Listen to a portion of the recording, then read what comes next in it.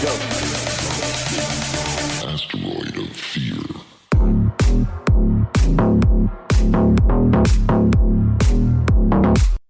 Hey guys, welcome to another episode of the Men of the House podcast. And today I'm talking with Brian Fleming, and he's a veteran. And we're going to talk about a little pre-war, a little war, a little post-war.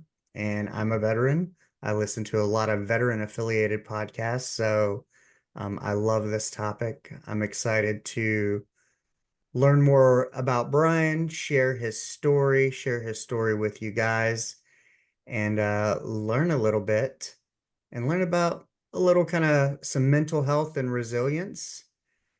So, yeah, how's it going today? It's great, man. It's Friday and it's sunny and about 70 outside, so I couldn't Ooh. ask for more up here in northern Michigan. Yeah, you're lucky you're not in Texas. It was nice this morning, why I got my workout in, but we are having record highs, and I want to say it's supposed to get to 90, 98, 99 today, and it was like 97 yesterday. Yeah, So, that's one reason I rented I moved out of Dallas, Texas and moved up here and just rented my house out. I would Me and my wife, and she's from Texas. She was so tired of those summers and I was just yeah, they're brutal. They're yeah. every year. My wife and I, we lived in Austin for 8 years, and we live in Tyler, and it's further north, going towards Dallas. And some people, Austin's pretty brutal. And when we first moved up here, my wife was like, the first summer, she goes, "I thought it would be cooler because we're like 4 hours north." And I go, Nope. not necessarily. I go, East Texas has some weird, weird weather. And, I always keep Dallas weather, Austin weather, Houston, because my wife's from that area. And we travel a lot, and Dallas is about the closest thing to do stuff. And yeah, many days the temp in Dallas is probably 5 to 7 degrees warmer than here in Tyler. And I think it's just all the concrete is just Yeah. terrible. That's part of it. But Well, Tyler has a lot more trees and nature. I mean, yeah, Dallas area, it's just flat and like there's a lot of good things there, but man, it's flat, it's ugly. There's not a lot of nature and the heat. God, the heat. yeah. Yeah, Tyler at least has like those tall pine trees Hmm. and they just go forever. Yeah, and when you're Yeah. driving outside of the kind of city, or when we go towards like Buffalo on the way to Houston, there's just some real pretty kind of rolling hills. And especially like coming into the fall, last time we traveled, it was a little bit cooler. And you know, everything starts to turn green, and you have like tree canopies, and it's gorgeous. Even kind of out by where I live, where I take some country walks, and when we drive home, there's a certain time of year before all the trees fall off that we just have these tree canopies that cover these blacktop roads out in the country. And it's magical in a way. It's one of those small things that, you never really appreciated as a kid. And, I grew up in a town of 400 people, and now it's probably 2,500, 3,000, maybe even more. What town is But that? Bullard, Oh, Bullard. Okay. and it is, it's grown, and it was a 2A school. Now it's like a 5A school. A lot of the doctors and stuff have kind of moved out of Tyler out here. And, I graduated high school a year early in 93, joined the Navy because it was so small, and I knew there was more. And, now that I have a 10-year-old, and we moved back here when she was 1, and she's in school, and I kind of realized the idea my parents had being a parent now. And I appreciate it. And, since being laid off from healthcare, besides podcasting, I do Uber Eats, and I love it. I love to serve people. I love to listen to podcasts and drive around. And, you know, I love getting to see places I never ever got to see growing up. Even though I'm from here and I've been a lot of places, I still get to see cool places, kind of cool houses. But I also love it. And I realize kind of what makes Tyler different from a lot of places that you may live is that unless you're going to like, let's say, Dallas or Longview or Gladewater, you don't have to get on the interstate in Tyler. So even like my wife, her parents who live like in Conroe, River Plantation, just to go to Kroger, you still got to get on for an exit, maybe two, or even if you're on the feeder, you're still interstate proximal. And I think that does something to your mind, your nervous system.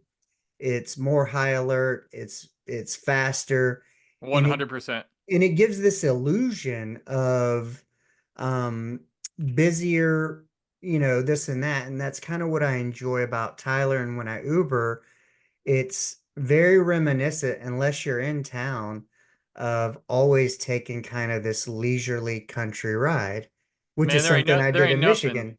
Yeah, there ain't nothing like a backcountry road. Oh yeah. And Yeah. and when the weather's nice, you pop the sunroof open, Yep. you got your favorite music or a podcast, and it's at 48 years old, it's one of the small moments that I can appreciate. It's not a major event, it's not a thing, it's nothing that money can buy.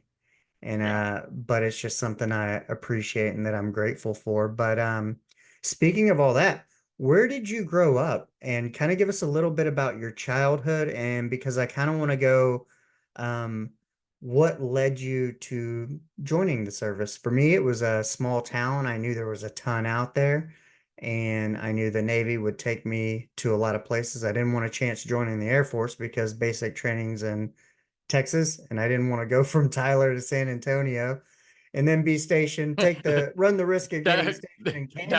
that was your reason for choosing the Navy over the Air Force was where Yes, basic training is located. That's funny. partially. And Okay. then also I was like, man, I could When be you're like, 18, you know. yeah, yeah. Well, I had graduated at 16 and turned Ah, 17, and my parents signed for me. And they really probably weren't going to do Marines or Army. And so it was kind of Navy or Air Force.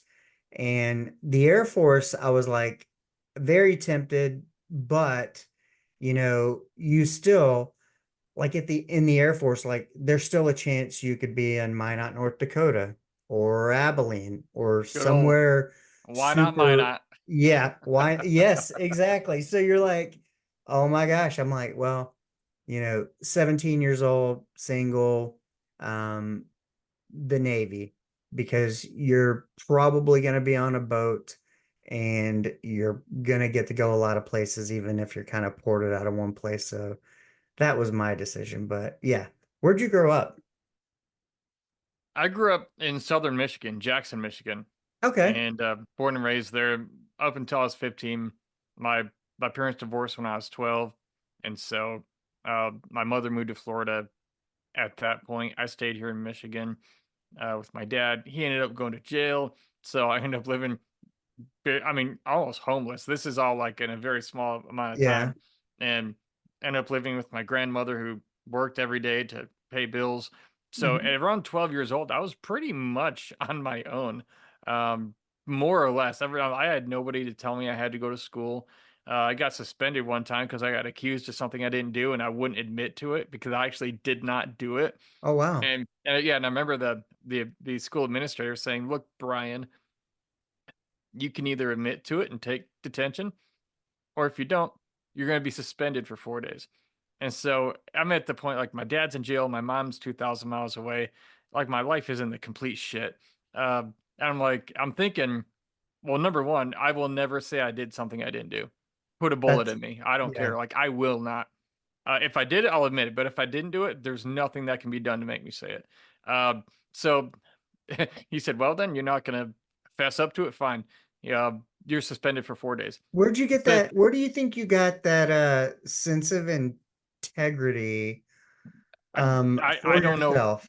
I Given don't that know. your dad's in jail, nobody has to hold you accountable. It's rare, I think, to see a 12-year-old who kind of um you're at that kind of critical point of development to where you could easily lie to get out of something, but also kind of that like where you're shaping your manhood of like take it on the chin, accept the punishment, even if I didn't do it, kind of like a military mindset of like no excuse, sir. I have no excuse for messing up, and you just take your Yeah, licks.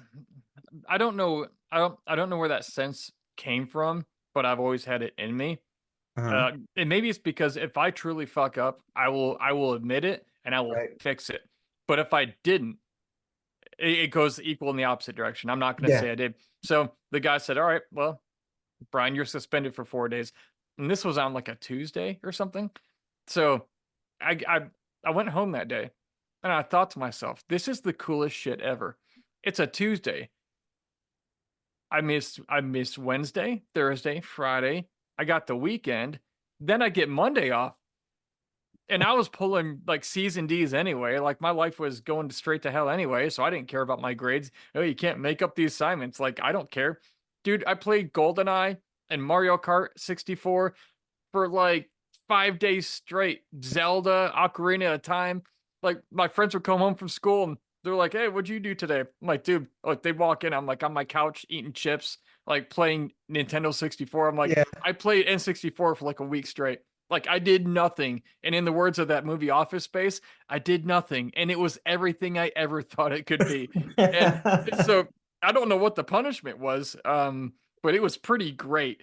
And so that's kind of where I was in life at that point. I got in a little trouble, nothing major, but I ended up moving. And, you know, my childhood was pretty kind of crazy around my parents' divorce time Yeah. because I always say that my parents' divorce mentally prepared me for war and what I would later endure years later in the Yeah. military. And one of the things that happened was my parents my parents got divorced on a Friday.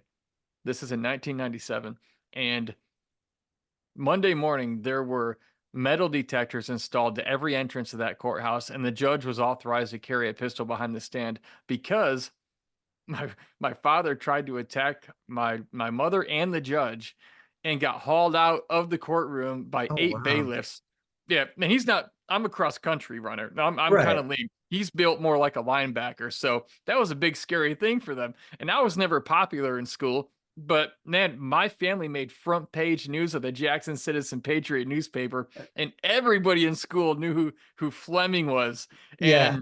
And so this is kind of like I'm 12 going like what the fuck, man? Like what it's going on in life. And what's really funny about that, because I've been a professional speaker for over 17 years now, it was 5 or 6 years ago. I was speaking somewhere. It wasn't in Michigan. And this lady walked up to me after my talk and she says, "You're not from like Jackson, Michigan or anything, are you? Like Southern Michigan?" And I hadn't mentioned that in my talk. And I said, yeah, I am actually. Have we met?" She goes, "Well, I'm from like Kalamazoo, Grand Rapids, which is like an hour, hour and a half Hmm. west of Jackson, where I grew up." And she goes, "I remember the story of a divorce court incident in the newspaper around 1997."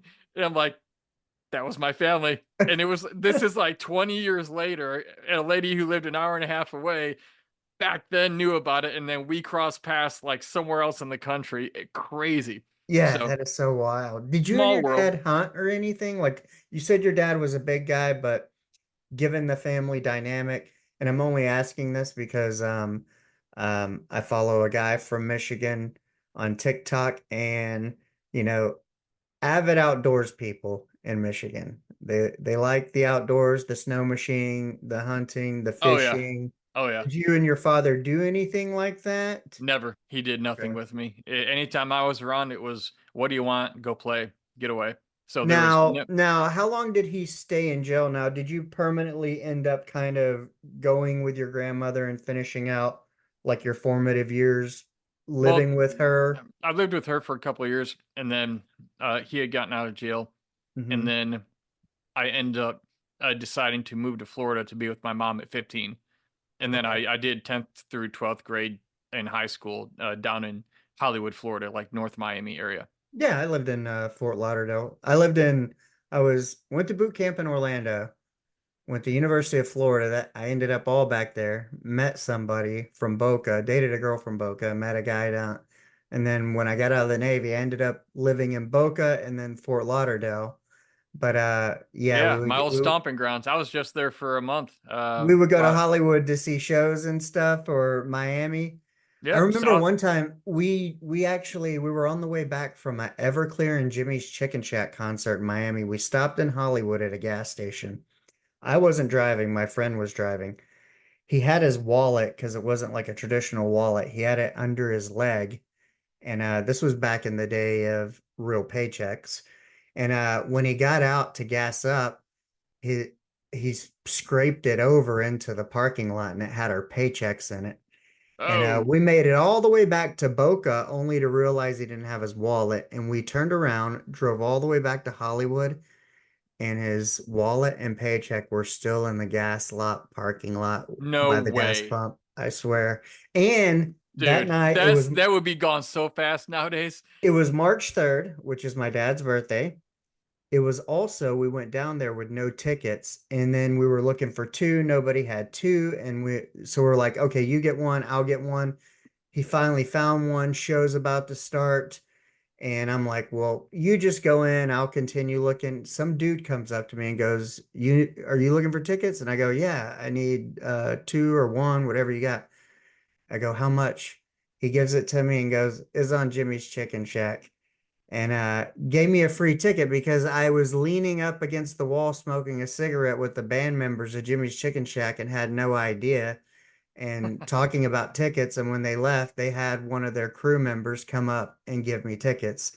So Oh, it was that's kind of cool. like a special night of like, between my dad's birthday, um, the free ticket. We didn't take any herb that night, and of course it got passed by us. And then the whole wallet incident, it was just like sometime the stars align and things work out. Yeah. But what was it like going from Michigan to Florida? In those, because those are kind of uh formidable years for males.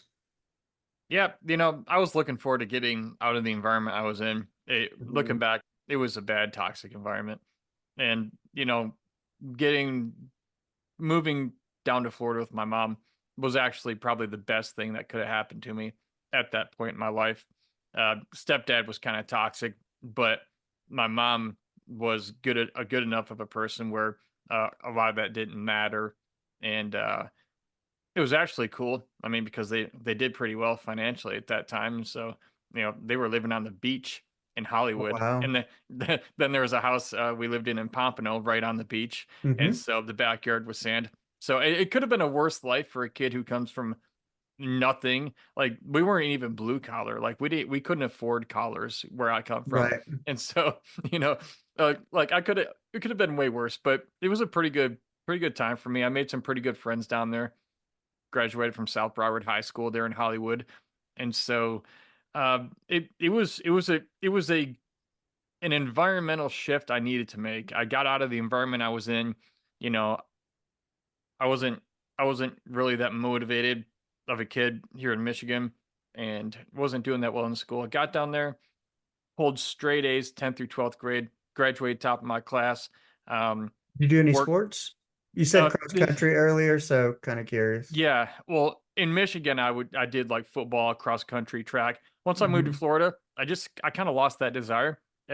Life was so different and transitioning. I just sort of wanted to feel it out and see what else is out there.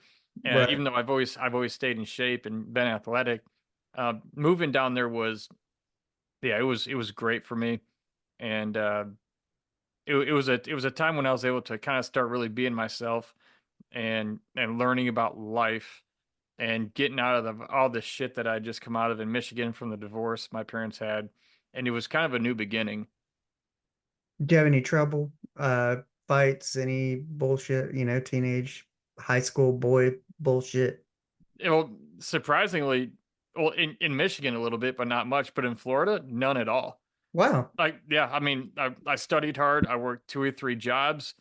I bought my own stuff. Like, I mean, I funded uh, two trips. I was it two or three? international trips I ended up taking, one in 10th and one in 11th grade, and one the summer of my senior year.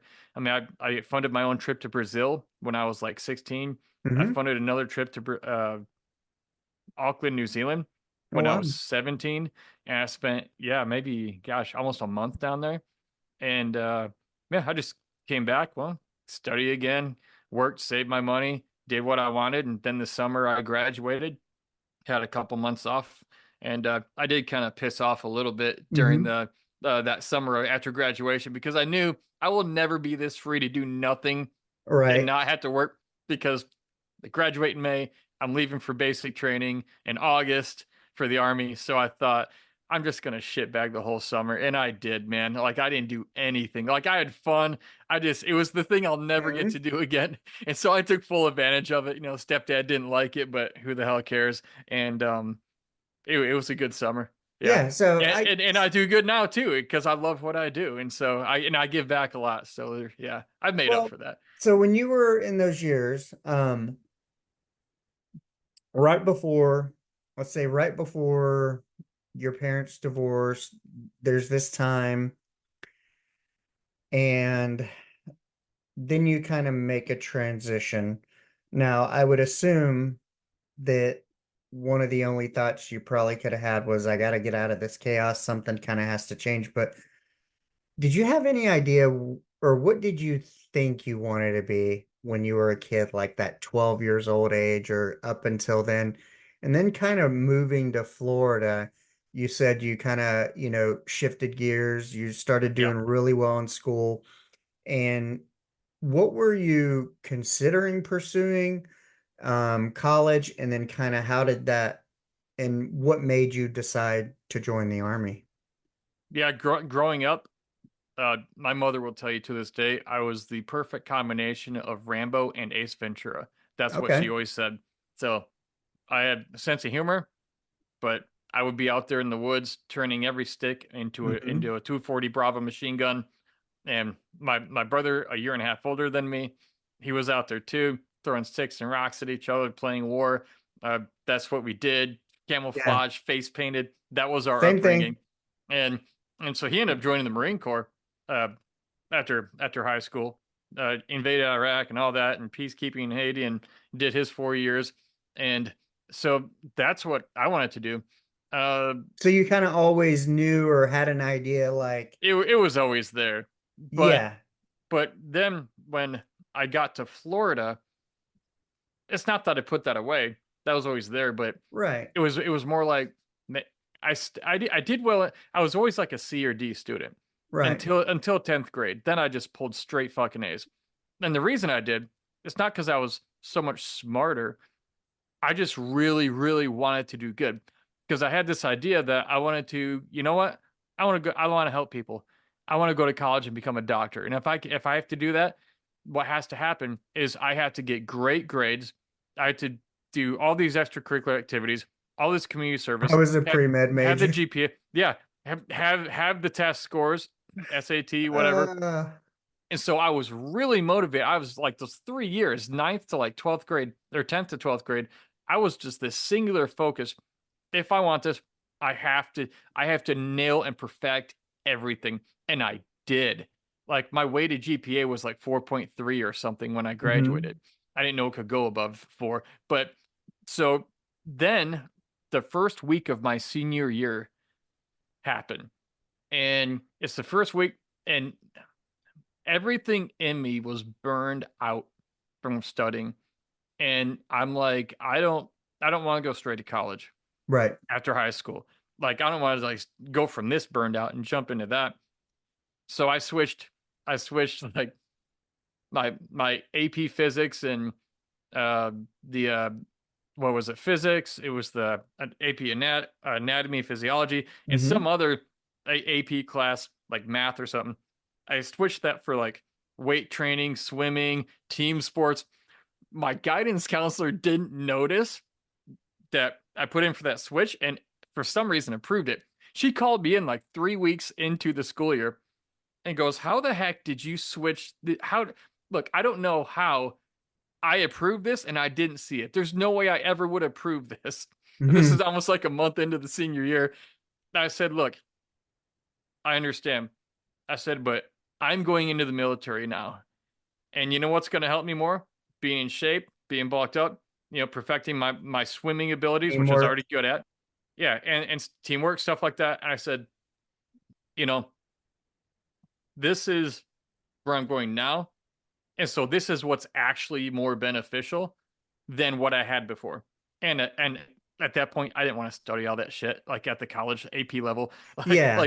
If I'm not going right there, why do that? I took healthcare law, so mine was kind of reversed. I always knew I wanted like military and then possible federal agency, but the biggest thing was my parents, my dad did construction and he fell off a third story scaffold, broke his back, and was Ooh, like, he went to college after and became like a counselor and was like, you need to do college, you need to use your brain, it won't give out as fast as your body. And so I always knew like it was going to be military, then probably college or whatever. And it was after when I went back to school in my mid 20s that I was like, oh, I want to be a doctor. I was working in the emergency room at the time as a registration clerk. okay. And I was doing all the volunteering, all the stuff, taking the MCAT prep course, Princeton Review, and I took healthcare law.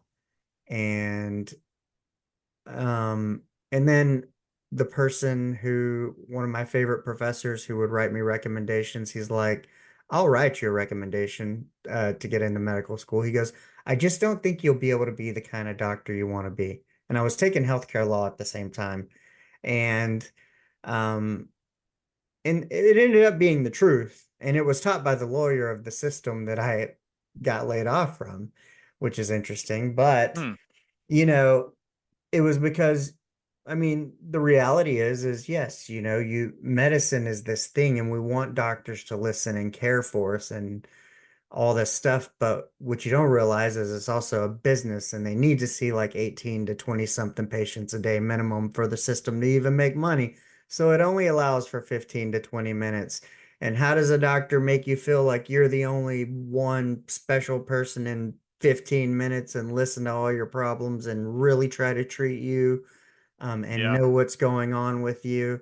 And I ended up in healthcare management subsequently, which is, you know, after it's all said and done, I don't know how I feel about it because, essentially I was in the position of promoting why I didn't want to become a doctor, which was because you don't get the time to be the kind of doctor you want because it needs to be, Yeah. there's so much work. And so yeah, I find it interesting that there's that parallel. That I graduated high school year early, did a semester of college, and was like, I just don't want to do this. Like, I graduated early because I hated school, kind of, or it was Just get boring, get or it it over wasn't with challenging. fast. Yeah. It was. I took extra classes in the summer at the college level and turned them in for high school, and they let me graduate. But it was like, Nice. oh, man, I'm like, and we were like the first three people at our school to do it. And I tried to graduate 2 years early by doing this University of North Texas and Denton program that allowed you to do your first 2 years of college and last 2 years of high school at once, but didn't get in. But I mean, this was the early 90s. I graduated in 93. So probably 90, 91 was trying to do this. So these were like kind of That's new at the time. yeah, that's pretty experimental back then. Nowadays I can totally see that. But yeah. Yeah. So it was totally different. But yeah, I went, you know, Navy. And then it was after that that I was like, oh, maybe I'll go to medical school. And then ended up in healthcare management with a What master's degree. do you know what's cool about that though? You went in the military first and then college. What you learn, at least for me, what you learn about yourself between 18 and 22 years old Hmm. is a lot. I mean, you're on your own for the first time. It's four or What you five learn years about the world? I mean, I and the had my world. 19th birthday in Japan. Yeah. What you learn about yourself, the world, how it works, what you actually want for your life. Cultures. Yeah, without like your parents telling you what to do. Like, what do I want to But do with life? that was still hard for me. And see, Mm. ended up um I ended up, you know, I loved being in Japan. And I ended up getting a full scholarship while I was in Japan. And, you know, kind of one of the caveats of me doing a semester of college and my parents signing for me to go in was I had to do a certain program in the military that was kind of college related or gave you a lot of college, the Navy nuke program. And I did it, but I didn't want to do it, and they wouldn't let me change my job because my dad was kind of on that because of the whole college thing and how he broke his back. And my mom's like, when you get there, change your job, be happy. They wouldn't let me change my job. Of course not. Um, and and so I kind of had to go through this school. And so what I did was I made it through the whole school. I did okay, but on the final, I needed like a 2.5 to pass, I think, and I got a 2.47. And so then they gave me a week. They put three of us or four of us in a room for a week and said, study. And if you study, you go to the next phase. And then it's going to be even harder to get out. And so I didn't study and I made a 197 because I was like, It's all strategy. Yeah. if I fail, they have to reclassify me and they have to give me another job. And I get to choose from another job. Well, guess what? Because of that, they disqualified me from any mechanical or electronical jobs, and all I could get was supply or admin.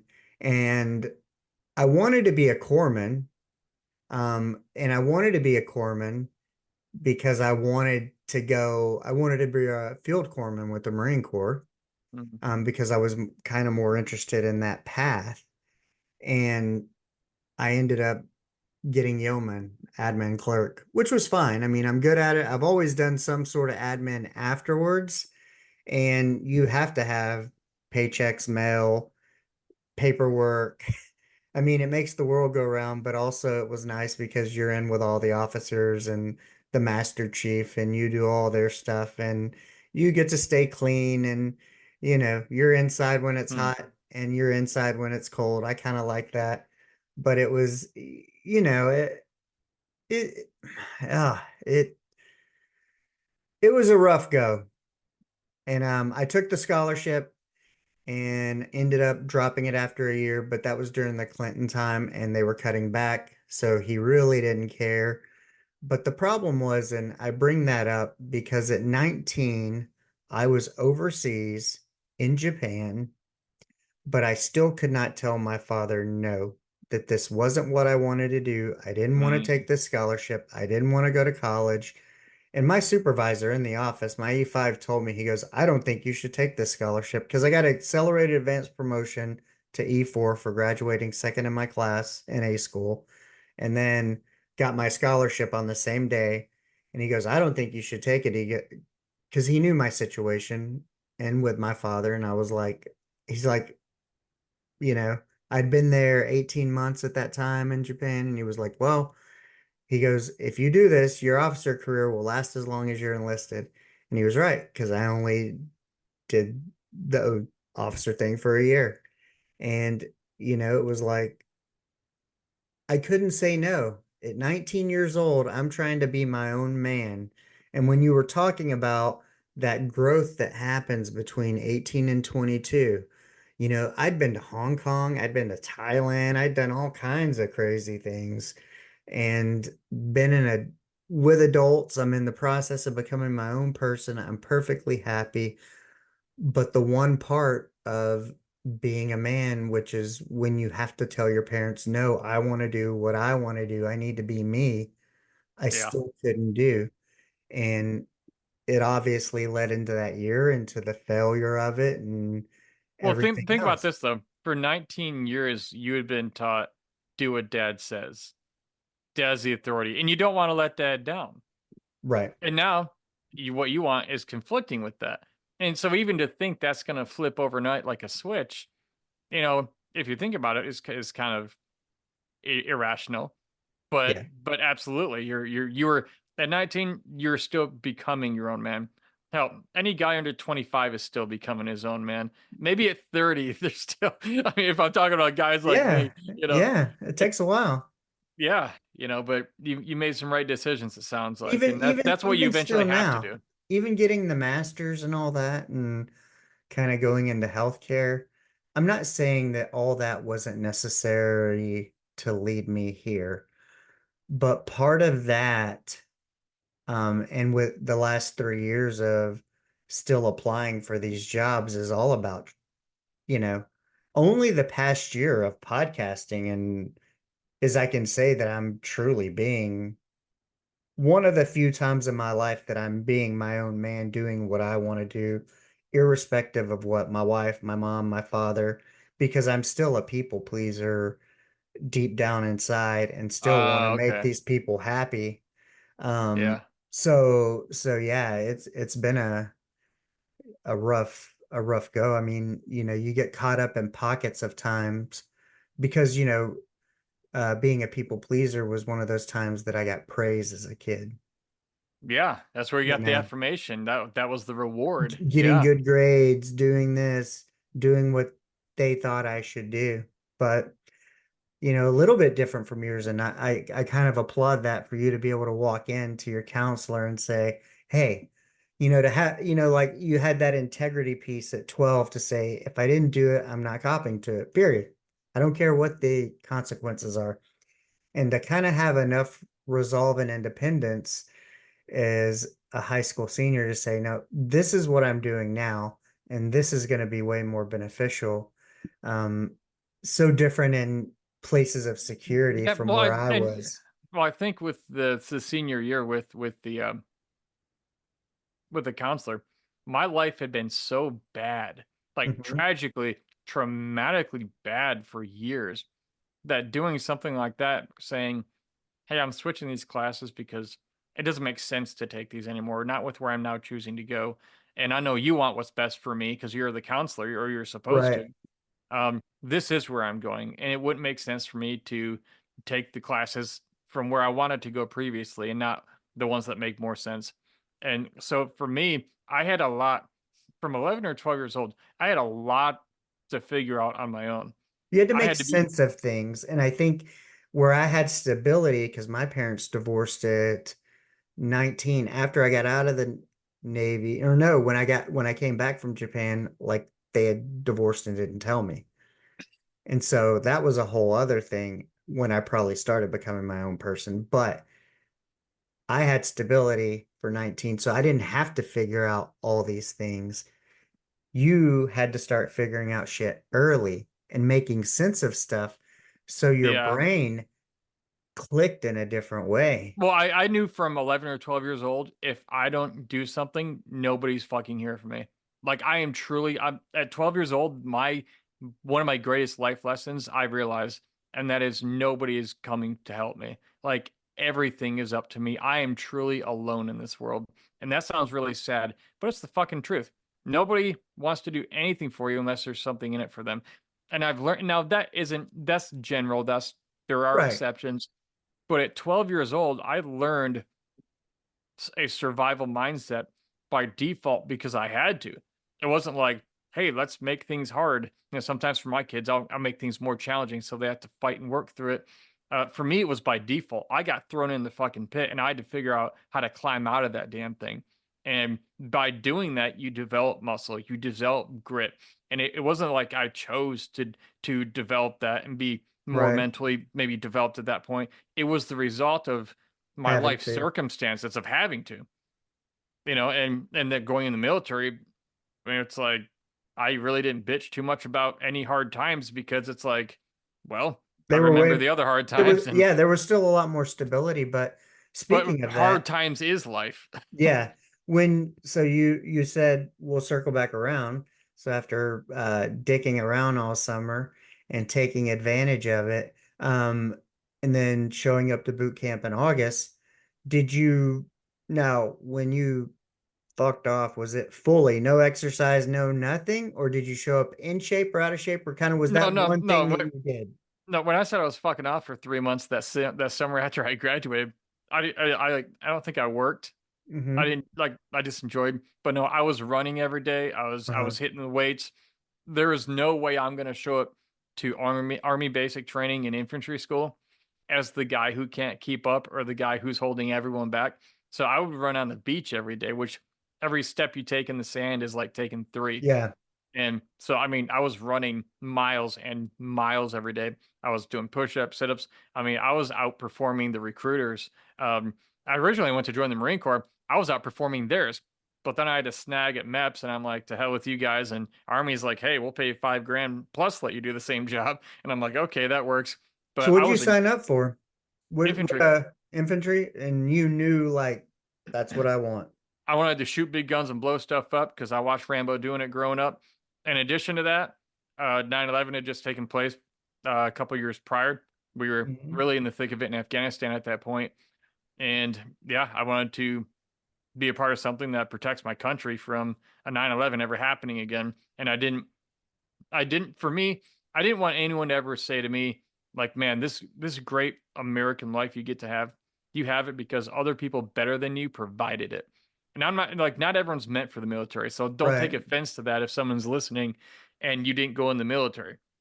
I wanted to know I did something to at least earn my keep a little bit for getting to live here. Because remember, I'd traveled abroad a few times and I funded it myself when I was a teenager. Right. Most of the world's fucking poor. Yeah. America, this here in America is not normal for most of the world. This is not normal. And we are so fucking Abundant. privileged. Yeah, we have so much abundance and privilege that people make up problems to bitch about. That's how good, like when you see people complain about the smallest little things, they've never been outside of this country. They don't realize how bad the rest of the world is. I'm talking like 70+% of the rest of the world. There are other good places, but majority, it's dirty, it's nasty, it's war torn. I mean, it is Poverty. poverty. It is not like this. And so that was, I thought, I'll do 4 years, I'll do my part. Plus, I wanted to jump out of some planes, shoot some big guns, and blow some stuff up. Ended up getting blown up in the process a couple times in my vehicles. That wasn't planned, but I put myself in that position, Yeah. so I don't blame anyone. Yeah, So would you end up being for those of listening who are veterans and those who are not, I know when you go in the infantry, you get like a designation code, and some people do machine gunning, some people do heavy weaponry, missiles or mortars. What did you end up doing? I was on 11 Bravo, which is Okay. light infantry, and so So, yeah, I had a number of jobs. I remember the first time they put a M249 saw in my hands, a squad automatic weapon, lightweight machine gun, mhm. and that was my first assigned weapon. Oh my god, that was the coolest. That was like I've been waiting for this my whole life. I was at second ID in South Korea. We were at the range. I got to tell you the story. I grew up watching Rambo, just infinite ammo because it's Hollywood, Right. right? Like they never run out. And man, 18 years old, I'm at the range. I just, I held that trigger down and I just let that sucker rip. I had like a 200 round saw pouch of ammo, Yeah. and it's just, bah, bah, bah, bah, bah, bah, bah. And I had no idea what happened. First sergeant came up, kicked me in the fucking head, right in the helmet. And he goes, "The hell are you doing, private?" And I can't hear anything now. And I was first sergeant. Oh my god. So I'm just like, "Roger, first sergeant." And he's going, "No, what the hell are you doing?" And I'm like, "Roger, first sergeant. What are you doing, Roger, first sergeant." And he just walked away. And I was like, it was funny because it was like that was worth getting kicked in the head for because I've been waiting to do that my whole life. And then I learned, oh, you're actually more accurate if you shoot in like a 3 to 5 round burst rather than Yeah. just going all Rambo or Terminator on them. So yeah, How long does it take to empty a clip of one of those? A couple hundred rounds. a couple hundred rounds in that. Oh man, I forget the cyclic rate of fire offhand. It's been about 20 years, but I could probably go through well like a hundred round drum, Hmm. probably what 15 seconds, 20 Oh, seconds wow. tops.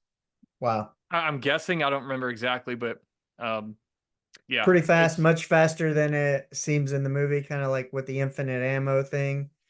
Yo, this is Hunter from the Everything's Connected podcast. You clearly have great taste in podcasts because you're listening to this awesome show. Did you know I am also part of the Podcast Connection Network? That's right, there's a whole network of shows dedicated to mental health and holistic well being, just like this one. We've got something for every mood and every goal.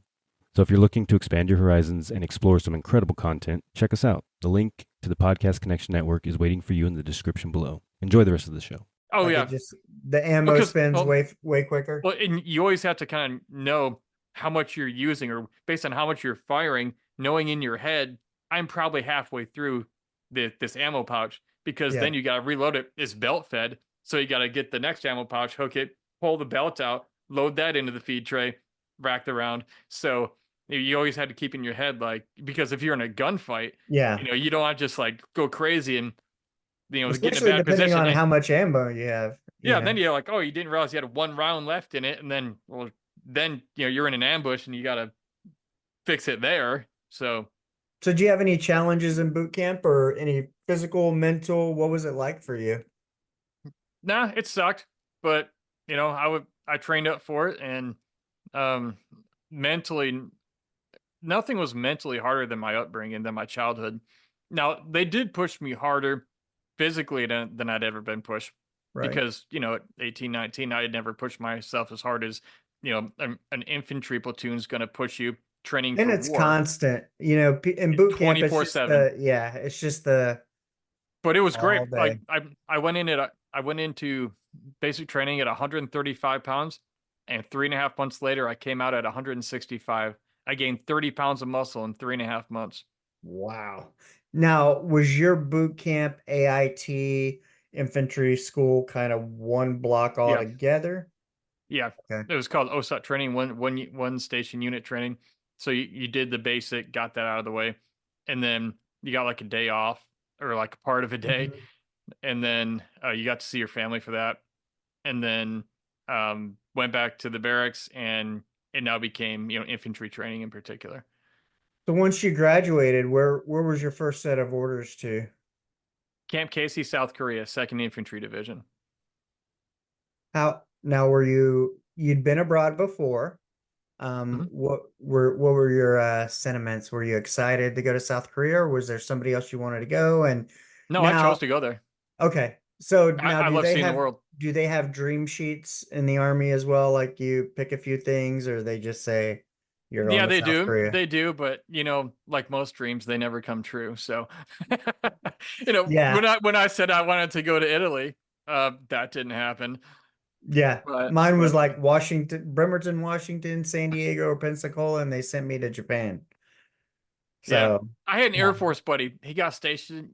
Can you believe this? In Las Vegas, Vegas, baby. I'm like, man, I joined the wrong service. You got I stationed in Vegas? I went to A school with a guy who ended up going to MEPS in New Orleans. I don't That know was how his. I would, Wait, that was his duty station? yeah, Oh, because when you're a yeoman or an admin clerk, oh yeah. you, Where I mean, wherever they paperwork need is you. everywhere. Everything in the military is run off paper. So, Oh. you know what I'm saying? Like, you could be literally anywhere. But so you get to South Korea. What was that like? Kind of what were you expecting? And I don't know, and so I'm sure the others don't, but is now I feel like Korea traditionally in the past, the presence is there for North and South Korea, the threat that's always been there, the DMZ or whatever they call it, Mm, the line. mm. And do they deploy units out of Korea to Iraq and Afghanistan at that time, or? Yeah, my buddy's uh, unit at the base right next to ours. They were one of the first ones to get sent to Iraq when we invaded. And so they started doing that, and it was interesting arriving. I arrived in South Korea Mhm. at my duty station on the night of Christmas Eve at like 2 in the morning, and this is an infantry barracks, and everybody's been pissed drunk for like a week and a half. Drinking starts at 4:30 a.m. and it doesn't stop until you pass out at 2:30 that night, and then it starts again. Right. So I'm the new guy. It's Christmas Eve. Nobody got the all everyone here did not get to go home to see their families, and they've been there basically a year or Mm. more. And so everyone's just pissed drunk. It's an infantry barracks, video games, people fighting. or acting Yeah. like it or roughhousing, and then someone takes it wrong, and then it turns into a fight, and then everyone has to defend their buddy, right? Because you have your buddy's back. So two guys fight and turns into like nine guys fighting, and alcohol is involved. I mean, I'm like jet lagged from Right. wherever I came from. Like, I left out of Seattle and then took like an 18-hour flight to Seoul. Then it was like two Hmm. and a half hours north on a bus to Casey. And I throw my bags down. I lay in bed and pass out almost instantly. And then I wake up to this like 5 foot tall E5 sergeant hooting, hollering, blah, blah, blah, standard parade rest, all this, that shit. Yeah. And so I jump up, I'm doing what he says, blah, blah, blah. He throws his ID card at me. Do you know who I am, you mother? You know, and and so I played it cool, did what he said, and then it's like, hey, come on over here, man. He like threw me a beer, and all I wanted to do was sleep. Yeah. Yeah. It's like, I, welcome to your new home. Yeah. yeah. The Navy's, yeah, ours is a little bit different. And then when we got there, if the boat is out, then everybody's out, and there's a few people left back at the base because we were at an air base in a squadron, and we would truck all of our stuff down to the ship, to the aircraft carrier. But they're out, and so there's like a lot of us that have all arrived, kind of new people, and we're different rooms, and uh yeah. But the cool thing was is like there's three people to a room, and they each had a fridge, and so when you get there, there's people have plenty of beer and they're on deployment, so of course you're like, well, I can replace this by the time they get back. Yeah. And yeah, it was appropriately so. They had Mickey's, the little hand grenades, and yeah, that was the last time I ever drank those because we woke up with a terrible hangover. But yeah. So what what was it like? How long were you in Korea before you ended up deploying? And when you got to Korea, did you know you were potentially going to deploy, or what was Korea working up for? Or did anything change in what you thought you were going to be doing to what Well, actually kind of transpired? no, at that point, troops had not been deployed out of Korea to Iraq or Mhm. Afghanistan. So when my buddy's platoon or his unit ended up going, that was like kind of a surprise because everyone kind of thought like, oh, if you're in Korea, you're not going anywhere. Now, Then were you, you excited or not excited to? Now, you said earlier you were kind of excited to go to Korea, but now, yeah, did you Korea's want a to go? great country. Did you want to go to war, not go to war? And did that factor Uh, into a disappointment because you were still kind of excited? well, no, I knew I was going to war. I joined Army infantry during a time of Right. war. Like I knew I was going to Afghanistan or somewhere at some Eventually. point. Yeah, I Okay. I had no problem with that. I'd reckoned with death already at that point in life, and that's what I joined for. Um, so I didn't deploy out of Korea Okay. after getting my year done in South Korea. I was assigned to the 10th Mountain Division, which is a light infantry mountain warfare brigade, and so I was assigned to the 10th Mountain, and I Is that deployed Fort with it. Lewis, Washington, or Well, where's it at? typically it's Fort Drum, New York, but the weird thing is that on my orders in Korea, it said Fort Polk, Louisiana. And so I took them back and I said, "Hey, these orders are wrong. It says 10th Mountain, it says Fort Polk, Louisiana." And they said, "No, Private Fleming, you're wrong." I said, "Okay." They said, the 10th Mountain Division is starting a 4th Brigade in Fort Polk, Louisiana." The So, Swamp Division. so that's where I learned about the term military intelligence. You're starting a mountain warfare brigade in a swamp, and then you're going to send us to a mountainous country of Afghanistan to fight war. That's exactly what happened. So I got to 10th Mountain there in Louisiana. I was there for about a year and a half, and we deployed in March of '06 to Afghanistan. Holy cow. Fort Polk, Yeah, Louisiana. yeah. I would never believe it if I hadn't heard it from you. Guys would complain about spending 2 weeks training at JRTC there at Fort Polk. Yeah. I'm like, dude, I've been here a year. Like, I don't want to hear it. Yeah. So what did throughout the rest of your career, did you ever gain any insight as to why the Army thought that would be a great idea? No idea. And according to my knowledge of the military or the government as a whole, it doesn't have to make sense. It's just what they did. Ah, so Yeah, it made. you were only required to do a year in Korea. See, I Mhm. didn't know that. That's kind of different. Like my orders were for however long till I got orders back.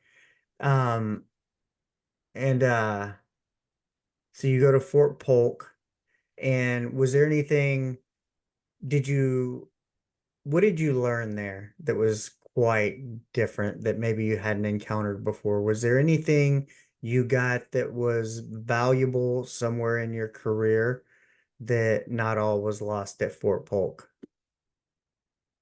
I learned that I never want to live in Louisiana. That I the state stinks. It's a swamp. The people and the food are wonderful, so Yeah. I give them that. I still have friends who live there. Wonderful people, great food, terrible weather. Hate the weather. I mean, you walk outside your front door in the morning, and you're just instantly, literally wet, like with moisture, sweat, hot, muggy, murky, swampy. Bad roads. Um, Terrible roads, worst roads I've ever driven on. Literally the worst. And so I when I got my orders to Afghanistan, it was like I was sort of like, thank God, finally. Like I can get the hell out of Louisiana. And what was besides that? Nerves, excitement. You said kind of before you'd kind of reconcile with death or that feeling and kind of this knowing, hey, I'm going. But what was it like? Hey, uh, it's finally time. I know because a lot of people, I mean, you grow up a little boy, you turn into a man, becoming a man, you want to test yourself. You want to know how are you going to do kind of in the ultimate test.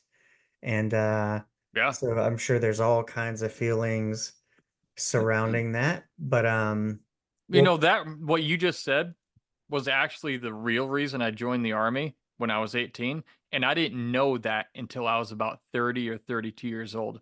I realized that growing up with a dad who was not involved and I had been not tested in anything, it's like there was always that question, like, am I a real man? Like, do I have what it takes? There were these inner questions. And not that joining the military instantly makes like you, right. quote, a man, but in a lot of ways it does. And for me, that was the ultimate and the only thing I knew that could test me and prove to me whether or not I had what it took and whether or not I'm still a boy or am I a man. And again, this was all going on subconsciously in my late teens, early 20s. I didn't know that until I Yeah. was in my 30s. But that was actually what you just said. That was the core reason why I joined the military.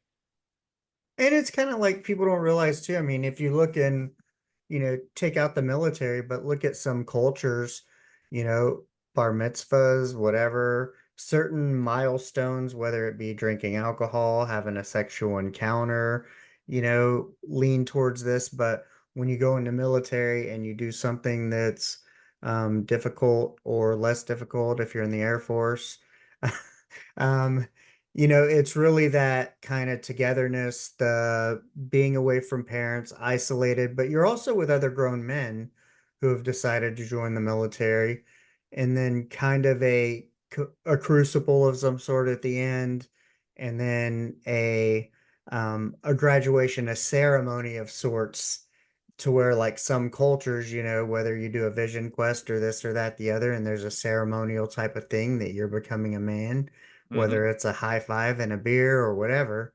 And then and then of course, when you get to a unit, if there's unit level hazing, then that's a whole other little piece of it. But the military kind of like, it is very good at It's a really culture. providing that structure too of some of these Yeah. events that blend into a culture that a lot of cultures have that we just don't really think about it. And maybe that's why Well, it is the reason we such a don't think good. about it, the reason we don't think about that kind of stuff in America, in large part, is because in America we are a cultureless culture. I mean, in Africa, there are some tribes where you have to literally go out at like 15 with a spear and kill a fucking lion. Like Wow. then you can marry the chief's daughter, that kind of thing. Yeah. And like I had one buddy, he was from American Samoa, so he Hmm. was Samoan, and when he was like 16 or whatever age they do it, um, he had to go out into the woods down there on his island, his home island, with two other grown men watching over him. They didn't help him. They were there to supervise. He had to go out, kill a fucking pig, like a boar, with a Hmm. spear. And then he had to pick the thing up and hike all the way like 5 or 8 or 10 miles all the way back to his village, gut the thing, cut it apart, cook it underground traditionally, however they do it or something like that, and then serve it to like the village elders. Like this guy going into the military, basic training, he was probably like, dude, I've Yeah. been doing this my whole life. Like, what's, getting yelled at doing hard shit. But like his identity within his people was affirmed. Yeah. And he was a very good dude, a very strong. I mean, there's guys half my weight Strong character. who are, yeah, well, yeah, not just that. What's weird too is I know guys maybe half my size who are Samoan. There's something about their genetics. They're fucking cock strong. They're like an ox, man. Like those people physically are just insanely physically strong. And I think it's just their genetics. It's probably from being initiated into manhood Yeah. all those generations, like my buddy. And Having to carry pigs. yeah, but but he was all about team and family and taking care of people, and he carried his own weight and then some. I mean, all it made such an incredible person out of this guy I got to be in the military with. And it was his culture that made him that way. Well, in our culture, what the hell is our culture? I mean, it's one of the greatest poisons I think in America is being a cultureless culture. And so anything we can do to like help younger men become men, let them know they're men, help them become, and have a sense of identity in something that's healthy. Uh, because when you don't, yeah, you just go wherever will. That's why young men join gangs and end up in prison. It's like, well, going into a gang wasn't the smartest idea, but you know what? It was the only family that kid ever knew. Yeah. Yeah. Yeah. I have a lot of thoughts as you were speaking about that. Yeah, our culture now is kind of like what a initiation is maybe when you get your first smartphone. Initiation would be considered something offensive in our fucking culture. How dare you not tell them they're not good enough and that they should seek to be initiated into something that matters? I mean, that's the America we're living in. Even the thought of having initiation, why aren't they just good enough now? Because they're not.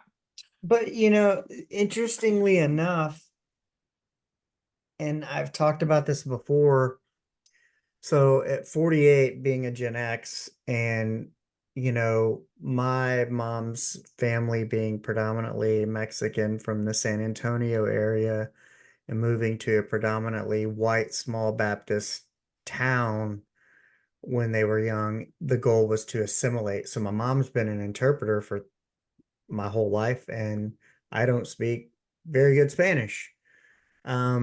But with that assimilation too, and her marrying a white man, um, you get away from the culture. So I identify more with my Latino culture, but it wasn't until I was much older that it's kind of more embraced and whatever. So unlike that kind of Samoan type culture where it's very much, and I feel like only now as we want more unity. Just because we're different doesn't mean we can't be united. But Absolutely.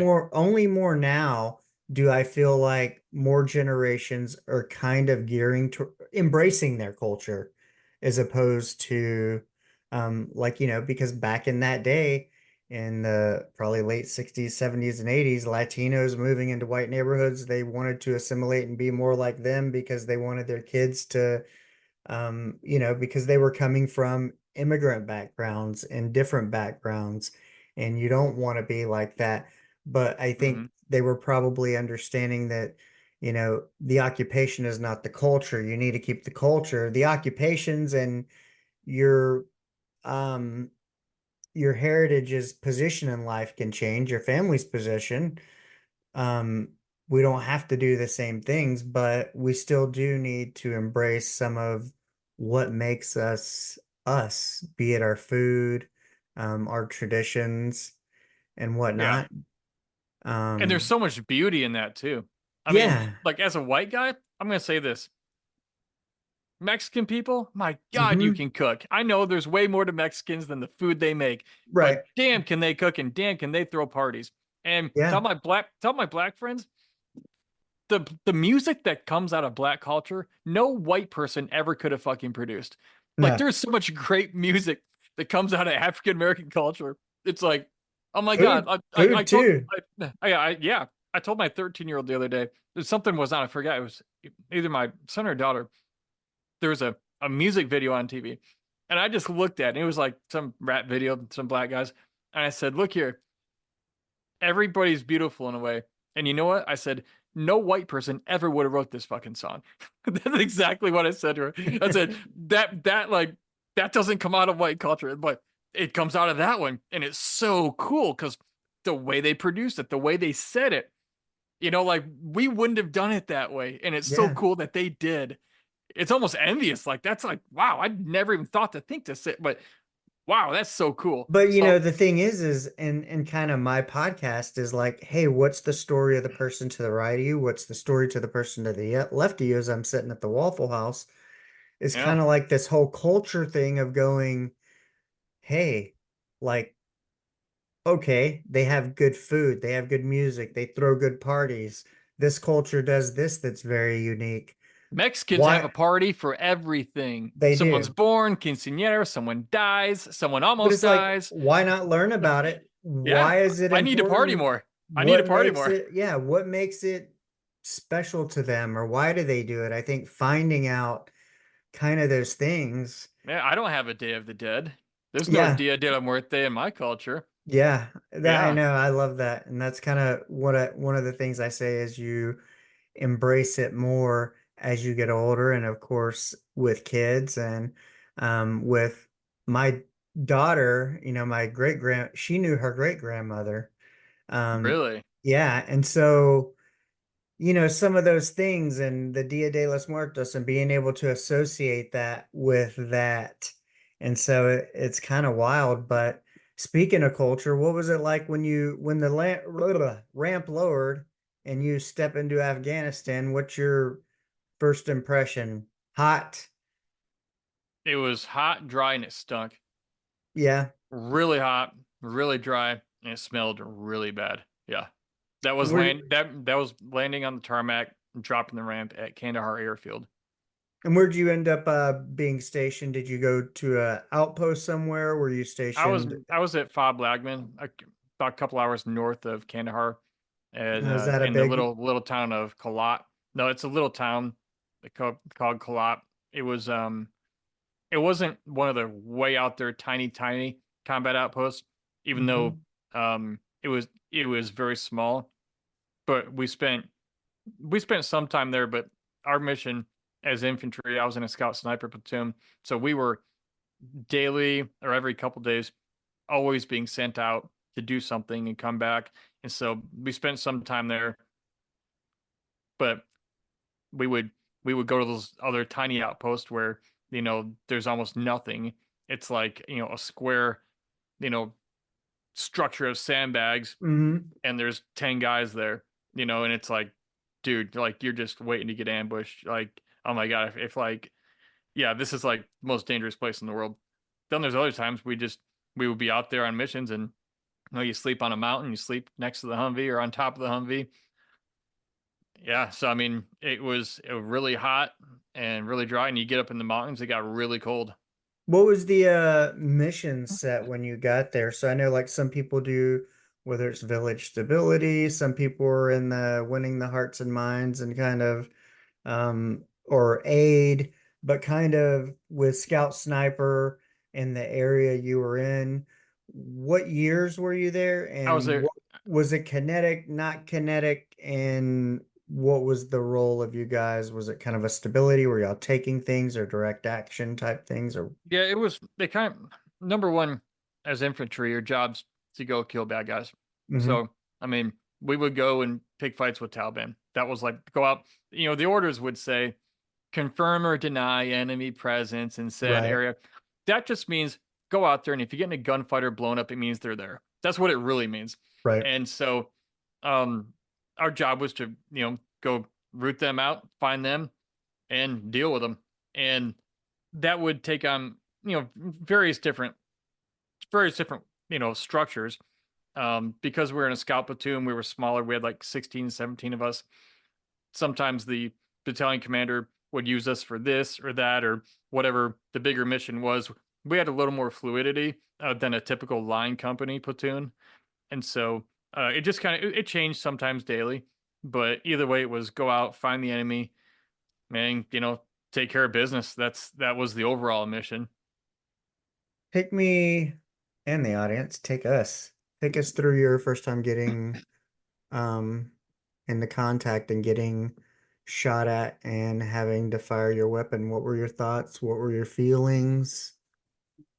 Yeah, the first time getting shot at was interesting. We had come down from the top of a mountain that we were on top of the night prior, and one of the guys that night, one of our guys, he was fixing his night vision onto his helmet as the sun was setting, and for some reason, whatever happened, it slipped, and he dropped his helmet, and it went boom, boom. You know the sound of a cape, like Yeah, of a helmet, is very distinct. When we heard the pop pop silence, everybody stopped and looked. We knew what it was. That helmet went all the way down that fucking mountain. So the next day, our it was half our platoon, so like two squads. We went down to find it and get it back. Well, while we're down there, I'm looking up at the mountaintops all around us because we're down in a draw, if you know what that is. It's where the yeah. mountains converge into like a V. And I said, man, we've been down here way too long. I said, if we don't get out of here, probably gonna get shot at. We're sitting ducks. Man, dude, about 5 minutes later, getting pop shots from up the mountain. And so um, I'm shooting grenades back. I had a M203 grenade launcher hooked to my M4, and everyone else is shooting back. I'm launching grenades, um, reloading. The guy next to me reloading, shooting. I'm reloading, and it's weird because it's weird. It's weird in the sense that I never realized how real the range was at Fort Benning when they have like that. They call them the Ivans, these green targets that pop up, and you Hmm. practice shooting them. Because when you're looking through your sights and you're actually shooting at people, it looks so much the same. I never realized like how similar it was to the range. I remember thinking after certain missions like how realistic it is to go to a gun range because when you're actually shooting at people, that's actually it looks so similar visually. I didn't I Like guess I never thought silhouette, maybe it because would. of the moving. Yeah, yeah. Or like I You're mean I remember shooting at that. a shape, kind of. Yeah, it's a shape, like a silhouette. And Yeah. so yeah, yeah, the sound of a bullet whizzing past your ear is really weird. It's like this really high pitched whiz sound, like super high pitch. That and that's when it's close. Yeah, we Were had a you couple things were like you that. nervous? I mean, your adrenaline's pumping. Did Um, you oh shit, oh fuck. Did anybody yeah. around you freeze? Did you if you were firing back, it sounds like you didn't. And No, were you that's where the training kicks in well, because but some people still freeze in a moment of yeah, training. I mean, I worked no, in a level one absolutely. trauma center, so I mean, and Yeah. also I gotta ask, were you proud of yourself for not freezing and actually doing, what you're supposed to do? Yeah, I don't remember anyone freezing, which is great. But you're Hmm. right, that does happen. Um, I didn't, so I am glad to see that. Looking back on it, and knowing that I did the right thing, what I was trained to do, that has the highest likelihood of keeping you alive. Um, yeah, absolutely. Did it consciously cross your mind, like when y'all got back and you're like, oh shit, I just got shot at for the first time? Did you answer any of these questions for yourself? Like, I'm glad I didn't freeze. I'm glad muscle memory took over. I know Not, next time, or nah, no. It was more like well, we got shot at. That's what that's like. And then it's like, well, that we kind of expected that to happen at some point while we're here. Yeah, And yeah, so, and so I didn't give much thought to it really. yeah. And I think too, though, you know, I think of it from sitting in a chair, having listening to podcasts, and as I envision stuff as I'm listening, and the pictures, you associate with it almost like when you read. Um, versus, I can think of many different things I've done when I've been in certain occupations and have had certain types of trainings that you're very reactive, but you also, like when you work in a level 1 trauma center and you see people with their face blown off, or you're holding somebody's leg and they're on the stretcher. Um, I guess you kind of expect it, and some people react different, but I guess kind of knowing that it's going to happen, you're mentally in a different place with a Yeah, different mental. I'll say you can train for war, but you can't really prepare for it. If that makes Right. any sense, you can train up to like a certain high level, but when the first bullet flies past you, or you're in a vehicle that gets blown up, I was inside two of them. That's where like it just there's no preparation for that. You just react however you do, the best you can. Hopefully, everyone it works out for them.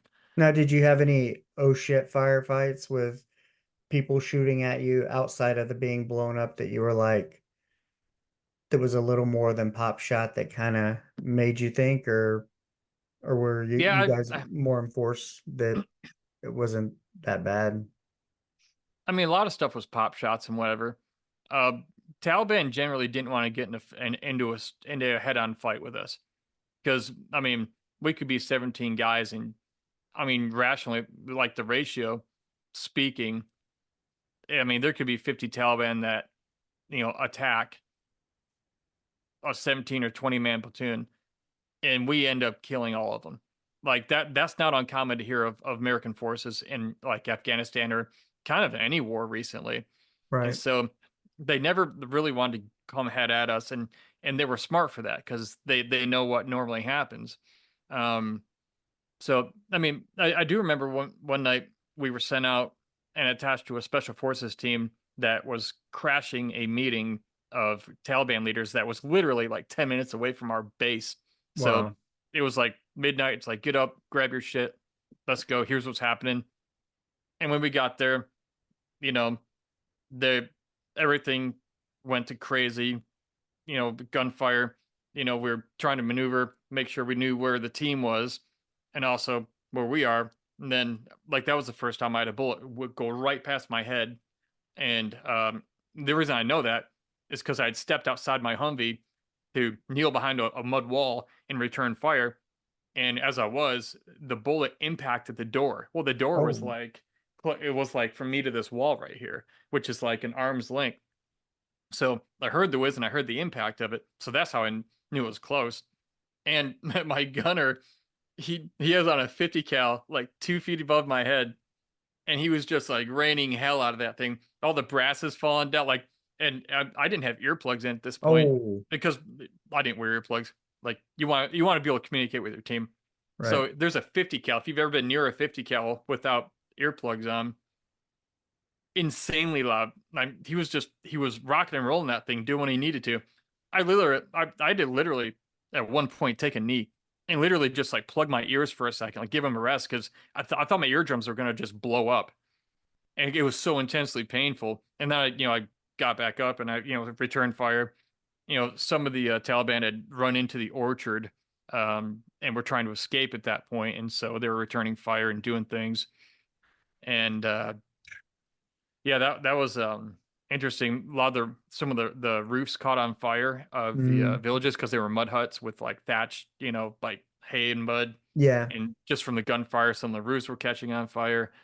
Uh, but yeah, like nobody was injured that day or anything. The next day, as the sunlight came up, we were finishing that mission, and we found a number of enemy fighter bodies, right. and thankfully, none of us were hit or injured. Yeah, always the goal. Take us through, you said you've been blown up twice. Take us through time one. What was the scenario? What happened? Your thoughts, the outcome, your post thoughts, and yeah, walk Yeah, us through that. it was April 18th of 2006. We were in our 5 vehicles, our platoon, our up armored Humvees, and we were in the Arghandab River Valley in Afghanistan, and we had stayed the night out there, kind of parked, made a Mhm. perimeter on a mountaintop, and then left out the next morning around just before or just around as the sun's coming up. And we went over this hill. I was in the first vehicle.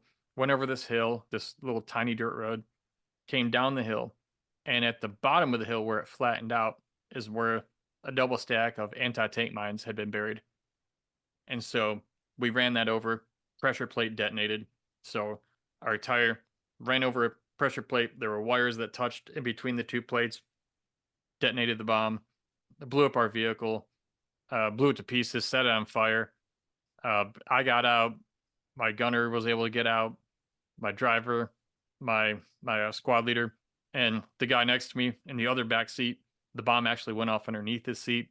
I was able to get out, ran around, opened his door. He was kind of half conscious, so I grabbed Mhm. him by the body arm and drug him out. And then my squad leader, climbed in the back and jumped out through his door because my squad leader's front passenger door had been like jammed shut by the blast or something. And so those 2 guys, my gunner and the guy that I drug out, they both returned to duty a month later. Nothing major, thankfully. And we were out there for 2 days more, and had to wait for a Chinook to come out and pick up the wreckage of that vehicle, and also get another vehicle sent out to us so we could all, go back. And then, a lot of people think, oh man, you probably got like the weekend off, right? After that. No, we got a follow on mission on the way back. Like, hey, you're coming back anyway. Here's a follow on mission. And it's like, hey, but it's what we're here to do. Like it's our job, whatever.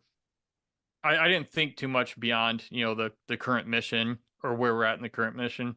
There wasn't any point in trying to think about stuff. People say, well, how'd you get back in the Humvee after that? What was like getting back in a Humvee or leaving the base every time you had to? And it was just, you just shut up and do your job. And you know that you hope that, you're leaving the gates of the fob now, and you hope that you're going to come back through them. And every now and then you hear a story of, someone or one of the platoons on the base where somebody in their platoon, they didn't come back through the gates alive. And Right. so, you can't sit around and think on that stuff though. I mean, it sucks, but you can't think on that and think fearful. Like, we're here to do a job. We're gonna go fuck shit up. That's our job. And if we die in the process, well, it's kind of what we're paid to do. And I never thought beyond that much. There wasn't any point in thinking beyond that. Yeah, when it happened, was it kind of like being in a vehicle accident, like it just out of nowhere, you're just like, oh, Yeah, when the vehicle blew up, it was weird. It was like dust. It was like time slowed down and dust went everywhere instantly. And like, I don't even remember hearing the explosion. And afterwards, we're sitting there like a second or two after the vehicle landed, and I was sitting there going, I think we just get blown up? And like, my gunner's laying next to me because he got boosted out of the turret and landed back inside. right. So why is he laying next to me? And then it's like, hey, are you okay? Are you okay? And once I realized kind of something happened consciously, it was more like me and the squad leader were like checking everybody. Are you good? Is everyone good? How is everybody? Then, normally what would happen too, a standard thing would be Taliban would blow up a vehicle and then just ambush it with machine gun Right. fire. Well, thankfully that didn't happen. And so that's when we started getting out of the vehicle and setting up a perimeter. Yeah, because the other thing too, I guess, was almost making sure one also that it's not on fire, right? Oh, dude, we had mortars with white phosphorus in our trunk, and the trunk blew off, and the mortars went flying out of there along with a bunch of other stuff. If those mortars would have ignited in that explosion, we would have been incinerated instantly. I can't believe we even recovered them. EOD came out, cleared them, and we packed them up and took them with us. Man, Yeah, that is wild. so many things could have gone so much worse. Yeah. Yeah, so Okay, so you kind of you're like, okay, now you've been shot at, now you've kind of been blown up. You're fairly I guess you kind of got a good feeling of how you move and know what to expect, and because I guess each time it's like, you know, until it's happened, then you're waiting for it. Now, you were also attacked by a suicide bomber, is this correct? Correct. Give us that story. Yeah, it was July 24th of 2006. I was wanting to reclass my job to EOD for some reason. I don't know why. And there was a P3 on my medical profile, which basically meant I was physically unfit for duty, which is weird because I was in the best shape of my life. 21, running up and down mountains in Afghanistan, fighting Taliban. I was in great shape. Well, I had to get that fixed either way. And so they didn't have a doctor to clear me on our fob, so I had to go to Kandahar Airfield. And so I'm I'm on the way to take my next step to reclass to EOD, explosive ordnance disposal, the bomb squad, and 2 miles outside the gates to Kandahar Airfield, a suicide bomber in a minivan drives his minivan into my door, gets right up next to me, and slams into my door, and blows himself and his van into about 1 billion pieces in the street. So I guess that's, I don't know, God's way of telling me like, hey, this isn't the direction you're supposed to go in life or something. I don't know. But that's what happened. And I was in the front passenger seat of the lead vehicle in about a 15 vehicle convoy. I woke up laying face down, burned and bloody in a ditch on the side of Highway 1. I had no idea where I was. You feeling totally drained? Has it been a long week? Dude, I get it. I'm there too, man. But if you're searching for ways to manage the stress and find just a little bit more peace, not a whole lot, you just need a little bit, then I'm telling you, man, the Podcast Connection Network is here for you.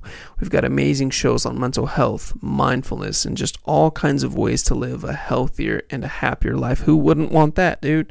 Look, check out all the other shows, including The Nonchalant Perfectionist, after this episode. Tell you what, the link is in the description below. Let's get back to the show. I had second-degree burns on my face and neck, third-degree on my hands, and my helmet wasn't on my head. I woke up and my first thought was, why would I go to sleep here? Because I didn't remember laying down Right. there. What, like, how the hell did I get So here? you didn't And I even thought, remember kind of like it happened so fast that you're like sitting there going like, you don't remember that you were even coming here to get reclassified for EOD. You're just like, no, no, no, I knew that, but I didn't remember an explosion. okay, I have no memory of it. And so I thought, well, maybe we're in a gunfight. So I'm like, well, shit. Then I'm like, wait, where the hell's my weapon? Because you don't go anywhere without your weapon. That's like right. your arm. Well, my weapon was still in the vehicle. I was not. And so I did sort of a push up. I got to my feet, walking around. My face is blasted open, second degree burned. My neck burned, third degree on both hands. Um, it's about, it's July 24th. It's summer. It's about lunchtime. It's probably around 125, 130 degrees outside, bright and sunny, very hot. And that really hurt on the burns also. After my Right. adrenaline died down after a few minutes, it was very painful on the burns, being that hot and direct sunlight exposure. And luckily, my driver, Mike, was a medic and he was uninjured. So he actually got my gunner out, who was peppered with shrapnel and got burned too. And then he was helping him when I saw him again. He was like taking care of him. My driver Mike, he called in the medevac. Mhm. He operated flawlessly as a combat medic in that situation. Great job. And so he got the medevac helicopter come in to pick us up. The rotor wash from the Blackhawk coming down. Everything that's not attached to the ground gets spit Yeah. in every direction from the wind of the rotors. Well, we're in a desert. There's lots of sand. And I'm standing there and I just got sandblasted right in the face. Then my second degree burn face. And it was one of those times where I literally thought in my head, I looked at the sky and I'm like, what the fuck, man? Like looking at God almost like, hey, I'm already burned. I got blasted. Then it's like, oh, hey, guess what? We didn't do sandblasting yet. Oh, It wait till was they that gotta wash it out. Yeah. Oh, we'll Wait till get they there. debrief it. No, Now, well, did you see the we'll get guy? there. Did you see, now, was it like a side by side or was it coming towards you like almost like a T-bone and you're like, oh shit, this guy's trying to crash into me, but I don't know why, or like, From what I remember, he had slowed down uh-huh. and like was in front of us and somehow got beside my door. I don't know Okay. if we were passing him. I don't recall exactly, but he got beside my door as we were passing him, then apparently turned into us and exploded. So Hmm. yeah, he was the only one who died too, the suicide bomber. So my hat's off to him. Like mission accomplished, sort of. He went out there to die, What and that's was what he he trying did. to do? Like get the whole convoy or Oh, he was trying to kill as many of us as he could. huh, Yeah, I mean that's what they do. he's a poor driver. Poor bomber. Good for uh, him. Hope he got his yeah, 17 virgins or whatever they get. I hope they're all men and they're all nerds playing video games, and they're Yeah. ugly too. I hope they're all men. I don't know. Some of the podcasts I heard some of them like it. So, No, you know what? Yeah, I might take that back. I hope it's not because that means they would enjoy that. In Afghanistan, you only have to see a 5-year-old boy wearing makeup one time to go, ugh, this is a sick fucking place. So I yeah, won't go into that, but to your point, you're right. yeah. Yeah. Maybe they're all incarnate dogs. They get 17 virgin dogs that they hate. Yeah, So I yeah. don't know. I So you said he personally operated. personally Go I ahead. I say, well, personally, I'd rather have, one woman who really knows what the hell she's doing than 17 who don't, or 72 who Yeah, don't know what they're doing. that's 17 of Yeah. want. Um, so you said he operated flawlessly. He got the medevac out of there. Now, you guys are not to the base or wherever you're going yet. You're kind of, you said Highway 1 or Route 1. Yeah, Highway 1, which is the main highway in Kandahar. Okay.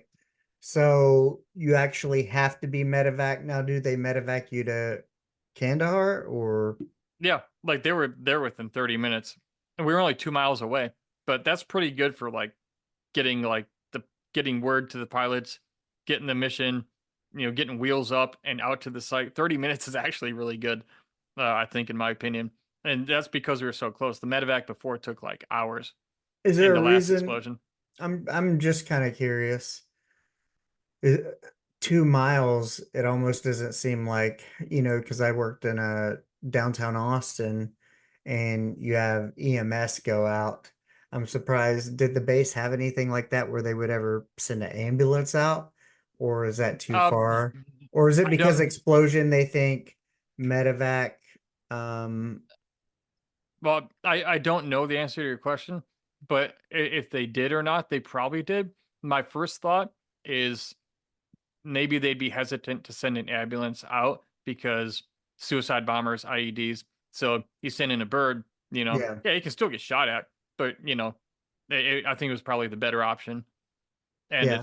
it was fast. Yeah, so I was at Kandahar Airfield, then I got flown to Bagram, then to Landstuhl in Germany, and from Kandahar to San Antonio, I was home in 3 days.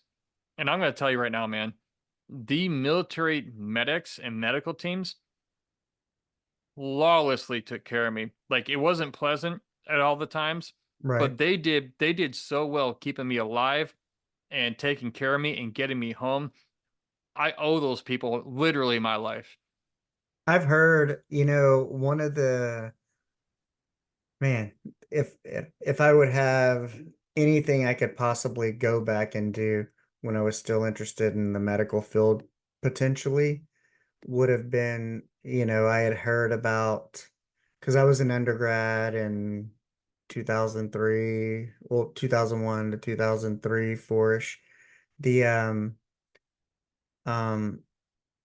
they have these big like planes that go between Afghanistan and Germany that are, like hospital planes kind of Yeah, C that they, C-17. man, and I was like, how, cool would that be? Or, to be Yeah, like, like a flight medic. Yeah. yeah, yeah. And I was like, that would be something cool to do, worthwhile. And I think meaningful because, I had worked in the ER, did my thing, and then I ended up with a undergrad in health and kinese because it gave me all the A&P requirements to potentially go to med school. And but then at some point I ended up working in an ER doing level 1 trauma, and I feel like it was like it chose me, but it chose the qualities I kind of always had of wanting to serve, be of service, help people, be kind, caring, and compassionate, um, which led me through a lot of things. But what was it like? What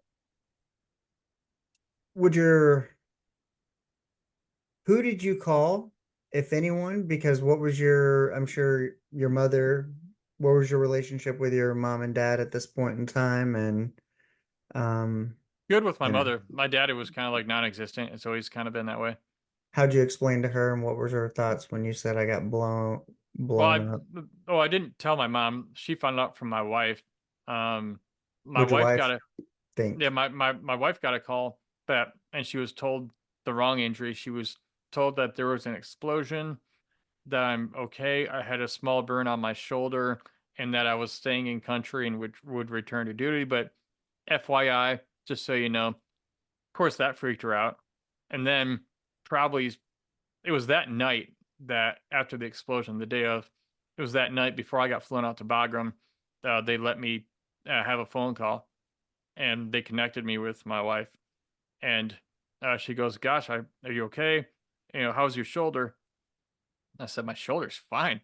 And it's my fucking face in my hands. Like it's like in Tommy Boy. You ever seen Tommy Boy? He Yeah. goes, "Man, like, where does it hurt?" He's like, not here or here so much, but he's like, right here is what and I'm like, my whole face. And she's like, "What?" I said, "Yeah, like that. I guess it was a suicide bomber who blew up next to me, and my face is all second degree burn. My neck is second degree, and my hands are third degree. You know." And of course, she's visualizing Yeah. what does that look like. Now we're about to celebrate 19 years. I never doubted she would stay with me, but Right. in her mind, she's going through it, going, "Oh my God, English patient. is it like, is he deformed? Is he burns it like, oh my God?" Because the guy who mentored me in speaking, Dave Reaver of Vietnam, that she Hmm. grew up around him, and they were their family friends, and Right. she knew what happened with him, and the burns on his face and half his body that he still has, and so she's imagining the worst. Well, so yeah, they told her the wrong injury, and I got to let her know it was worse than she was told. And then I spent a year and 2 months at Brooke Army Medical Center. What years was that? That was 2006. I arrived on July 27th of '06, the day, or that a couple days after it happened. And then I stayed there um, through October when I went on terminal leave. Yeah. I worked at um I worked at BRAC ER in Austin, and we used to get all the like Brooke, Darnell, Bamsey, all the residents would come up and do their emergency medicine rotations. I was there from Oh, really? Okay. 2009 to 2015. So, yeah, very, very interesting. What was the when you get back, where did they start the care, the wound care for it? And what was the worst part of it? Yeah. I arrived on Friday night around 9 o'clock, saw my wife for about Hmm. a minute while I was on the gurney being strolled through the hallways of Bamsey. And she kissed my burned, bloody face, said, "I love you," um, which is incredible. And then they took me into the shower room, and they said, "Hey, Sergeant Fleming, we're going to have to clean you up." This is gonna Um, hurt. and I had no idea what was about to happen. You do. I did not. And my medic, my buddy Mike, was graceful in failing to mention how they have to treat severe burn patients. So he said, "We're going to do this as quickly as possible, so it'll be as painless as possible." And I didn't know what he was talking about. And at that point, him and two or three other nurses, they all took out razor blades, and they started shaving and tearing and ripping that burned, charred, bloody skin off of my hands and face and neck while I was still awake and conscious. And if you want a visual, next time you have a bunch of burnt chicken and you're peeling and scraping all the burned skin off, that's pretty much what it's like. And they said they do it as fast as possible. Took about a half hour. It was the absolute worst fucking experience of my life. It's like being filleted alive. And I did pray to die in that moment. I just figured if I can go unconscious, it'll be fine. I wanted to fight him too. Naturally, my nature was like to Right. resist, but I knew in the back of my mind, if I resist them, it's only going to prolong this. They have to do this. And so I just laid there and took it, and it was fucking horrible. Now, did you have to, um, did you lose any range of motion, have to do any therapy with your hands? Yeah, Um, because they did skin grafts that they took from the front of my thighs and put it like over my hands. And so okay, when they put the skin grafts over anything, it shrinks about, I right. think, to about 1/3 its original size. Well, the skin graft was over my knuckles too. So Oh, there was months where I couldn't even make a fist. And I had to go do OTPT little by little with my knuckles, stretching every day. I just knew my skin was going to burst open at some point because it was so tight when I was trying to. I have burns on the like my hamstrings from a kid, and when I was a Yeah, kid, they were so thick it looked like a waffle. But as I've gotten all the way to yeah. 5'5", it stretches out, so it looks like a smashed waffle. But I get a Yep, lot of I was. leg pain from sometimes when the weather changes, the skin tightens up and whatnot around joints and knuckles, Yeah, or I get certain kinds of pain from it still. I feel like I don't know. yeah. So in my mind, it was like I know this skin is gonna just break open on my hand as I'm doing this, but it never did. Skin is extremely tough, and so yeah, that was the worst experience of my life physically. That was the most physical pain that is ineffable. There's no word that exists to tell a person what that feels like. And I had like 12 to 15% total body surface area Hmm. burn. I had friends in there 60, 70, 80%. One friend had 97% third degree. His name was Merlin, German. We lived in the Fisher house together. 19-year-old Marine hit a diesel bomb IED in Iraq, got covered in it, thrown to the side of the road, and ignited. He lived for like 4 years after that. He was already at the hospital when I got there. And I can't imagine what those guys felt with that much more of their body burned than me, even. Yeah, my stuff was bad, but I look at that and I'm like, I mean, it's unimaginable. And that guy didn't complain about a thing. He went to his appointment every day, did his shit, did what he had to do. He was in a wheelchair with a trach when I got there. A year and a half later, almost when I left, he was up. He was in his uniform, backpack, walking to his own Oh appointments. wow, And yeah, he had 100 some surgeries or something like that, I think. that's And he crazy. died. And he happened to die in recovery of the last one. Like the surgery was good and successful. Something in recovery, and he just went. And Now, so when you were when all this happens, you're going through rehab. What's going on? Are they gonna medically discharge you? Are you gonna return to duty? What are your thoughts? What does your wife think? And what are you, what's my or wife think? yeah, and what are you looking at? Meaning, are you gonna get out of the army and start kind of the chapter that's led you to us being face to face? Yeah, I most of the time at BAMC, I really didn't have a plan. I was just trying to get better, Right. and I did get medically put out eventually. And Now, what was that on changed? the radar? Did you kind of know that was probably going to happen, or did they pressure you to return to duty? And There was pressure from both sides, Mhm. but with what the doctors were telling me, it's like, and the daily headaches I had, um, the pain I had that continued on after getting treatment in addition to the fact that my short-term memory was so bad, I would forget like what I had for breakfast 5 minutes ago. Now, was that a Well, result of the blast yeah, it or was that they were symptoms of traumatic brain injury. from multiple? And Because so, you'd been blown up before, yeah, rounds yeah. going off to your head, all kinds And of so, stuff. and so in my mind, like there was one mission I went on where, we had a saw, a lightweight machine gun, and the guy I assigned it to, he didn't put the oil, the CLP oil can, the spray bottle in his assault pack with him.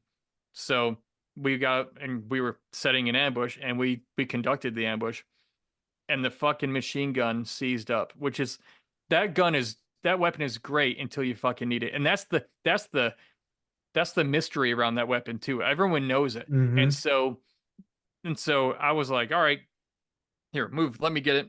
I used to be a saw gunner. And then it's like, hey, give me the CLP. And he's like, we don't have it. I'm like, what do you mean we don't have it?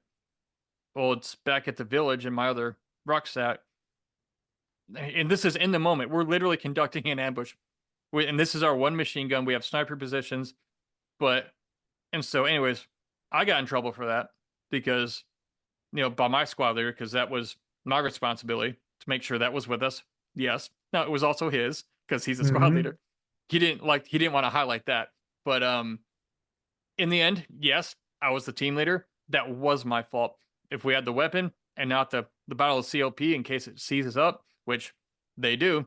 And so I thought back on that experience. If it had been a different scenario, one or all of us could have gotten hurt or died because of a detail of something forgotten. And the problem, my main reason for not staying in was one, I'm done with this. It's time to move on. My wife doesn't want me to stay in. But two, she would have supported me either way. But two, I remembered that mission.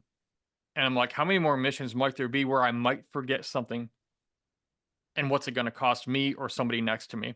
I mean, Okay. I have friends who were Navy SEAL commanders, Right.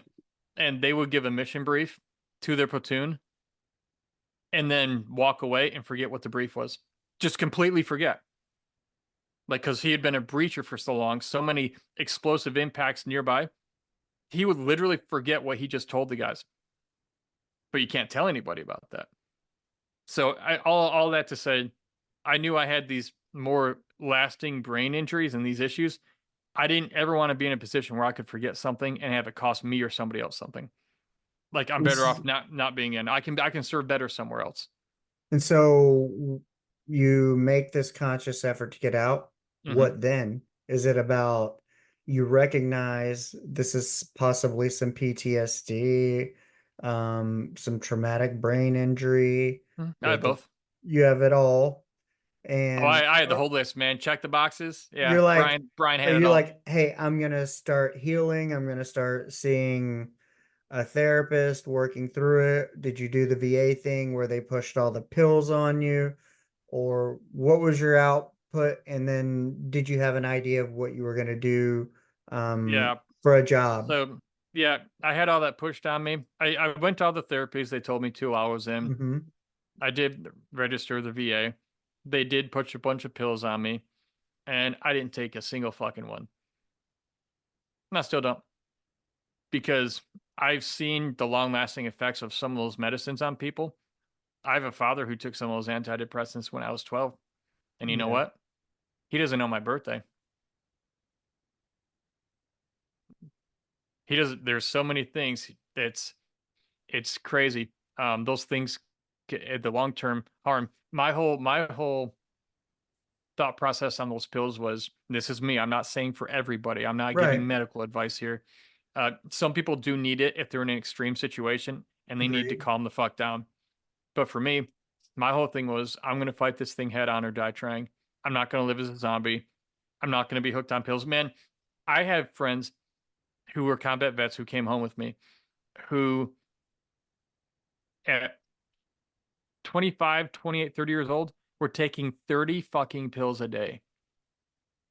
And they can't just stop. If you just stop, like some of those will kill you. You can't just Yeah. cold turkey. Yeah. And so they're in they're in this position where they're stuck in this cycle of medication that they can't stop taking. What kind of 25-year-old needs 25 to 30 pills a day? And I Like, think really? partially one of the benefits you had from actually going in a little later was you were able to see what they were already doing. And even though they haven't fully adjusted to the best version of a holistic VA system, and I think there's people advocating for it that they be better and allow more options. Um, but you had a little bit of a benefit because you could actually look at what they'd already done. Well, I wasn't looking at the military. I was just looking at people in general, people like family members of mine Yeah, who had pills, and I'm like, I don't put anything in my body I don't absolutely need, you know. that's wild to be able, but to be able to recognize that and be, you know, for me, I grew up like a very sick child with asthma and all kinds of stuff, and the treatments were different. And I had, you know, from the time I was probably 8 years old till 11 or so, somewhere in there, I had to take pills every day. It was just what I had to do. And so, you know, but after being in healthcare for so long and seeing kind of the system and how they push, and then of course listening to a lot of podcasts, and my dad's part of VA. Um, Hmm. it's a lot of, you know, they need to offer a lot more. But what did you decide to do if you knew you weren't going to do that? Um, what did Yeah, you have in mind in I terms had of, something I had something very unique and interesting happen to me that led me to where I am that I did not plan or know was going to happen. and this is what I want to hear about because I love this kind of Yeah, stuff.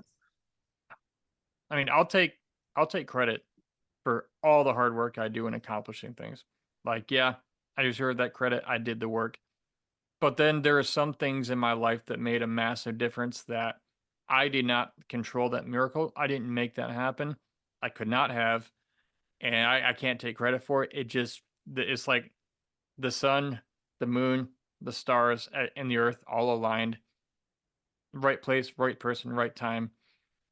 What happened was it was January 25th of '07. I had been home about 6 months, July to January. And Vietnam veteran, guy named Dave Reaver, one of my best friends, he was injured severely. White phosphorus hand grenade blew up next to his head on a riverboat in Vietnam. So he was, burned, disfigured. Well, he had been an author and speaker for 30, 40 years at that point. Very successful in business and speaking. Married to the same woman over 50 years. They got married Wow. before he went to Vietnam. And he told his story. And he was telling us about what he learned through it, how it applied to us, trying to help us. And he couldn't talk about his pain without making us laugh hysterically. And really funny dude, great guy. And so I met him afterwards and we started talking. We hit it off. We became friends. Well, he basically at some point, in other words, said, "Well, hey Brian, I can show you how to do something with all this if you'd like." And I didn't have a plan. It's like the Joker in Batman, the Dark Knight. He's like, "Do I really look like a man with a plan?" Like I didn't. And so I said, "Yeah, what do you got?" Well, I got out of the military and I worked for his company during the week a little bit, and he took me on the road with him on the weekends for about a year straight and put me on almost every one of his stages. And he he knew what that was going to do for me. Um, he would give me a few minutes here, a few minutes there. Take 2 minutes, take 3 minutes. He knew the impact it would have on people in the audience, especially at that time in our country. I mean, '06, '07. I Right. mean, people were all in with what we were doing.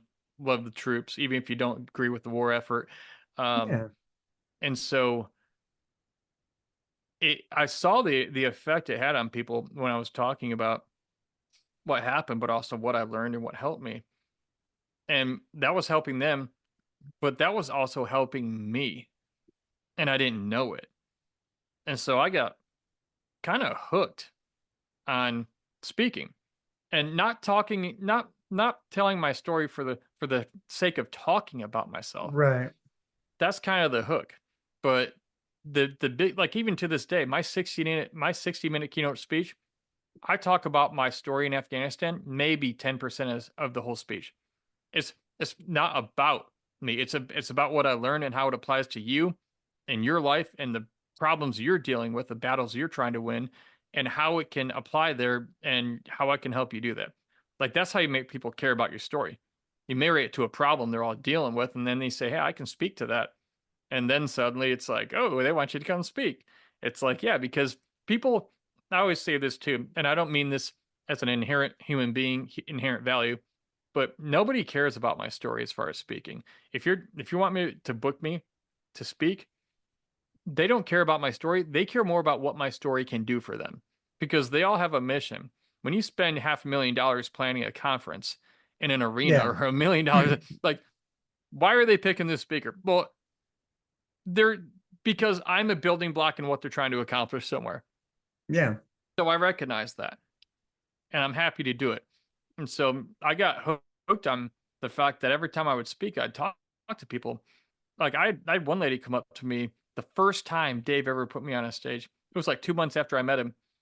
This lady came up to me. She said, I got off stage. She was probably 22, 23, about my age at the time. And she said, "Hey, Brian, I was raped and molested growing up, like, several times. Then as a teenager, it continued. And now as an adult, my boyfriend was abusive. We broke up recently." She said, "2 weeks ago, I tried to kill myself, but failed." And I was like, "Oh my gosh." I was like, "I'm so sorry. Are you okay? What can I do for you?" And she goes, but she goes, "If you can get through all that and you can survive Afghanistan and you can make it through all that," she said, "I think I can get through this."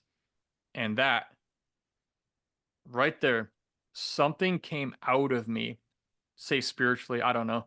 Something came out of me I didn't know was there. And I told Dave that night, I said, "I don't know what happened, but I have to do this. Like, this is why I'm here. I have to do this." And people say, "Wow, Brian, you really helped that girl." Yeah, I did, I guess. I didn't know it. And I didn't have any advice for her. But just, do you know what, though? She helped me. I found a sense of meaning in my suffering. There's a guy named Viktor Frankl, Hmm.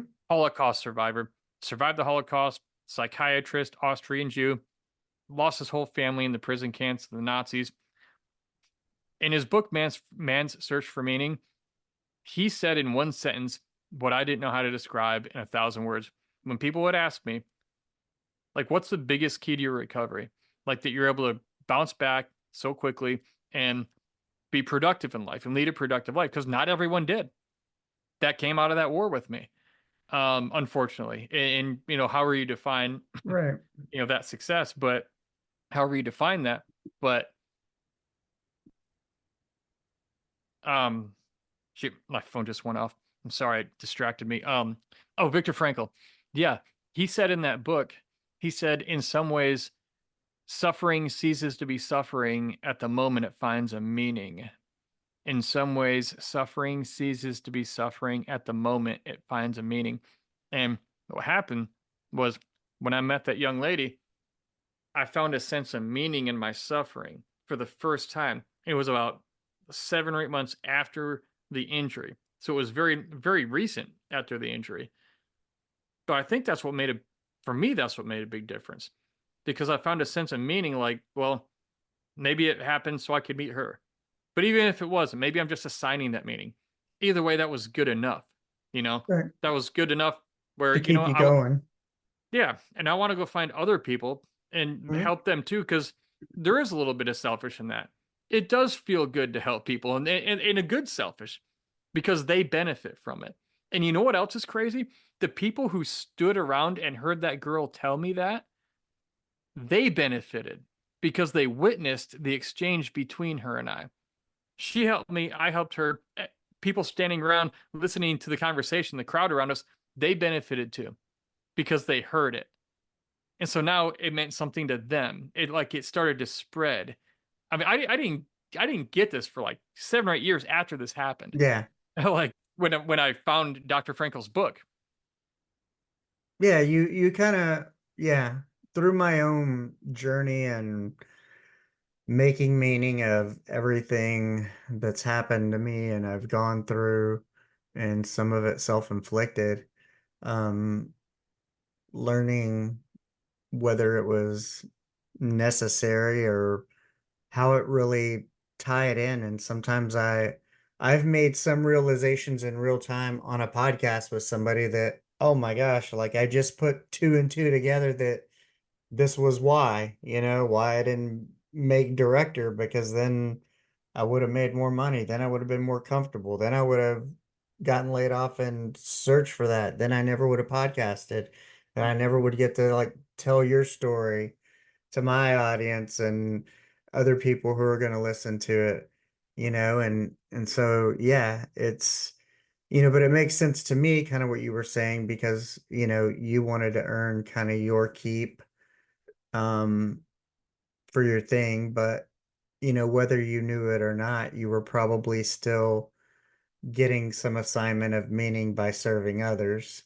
And now, did you suffer with any, like a lot of veterans do who have an injury, come out of the VA going through this? Did you suffer from any alcohol, drug issues, anything that No, you had to work through? No. So no, you no. heard this speech, did this. I've never done a drug.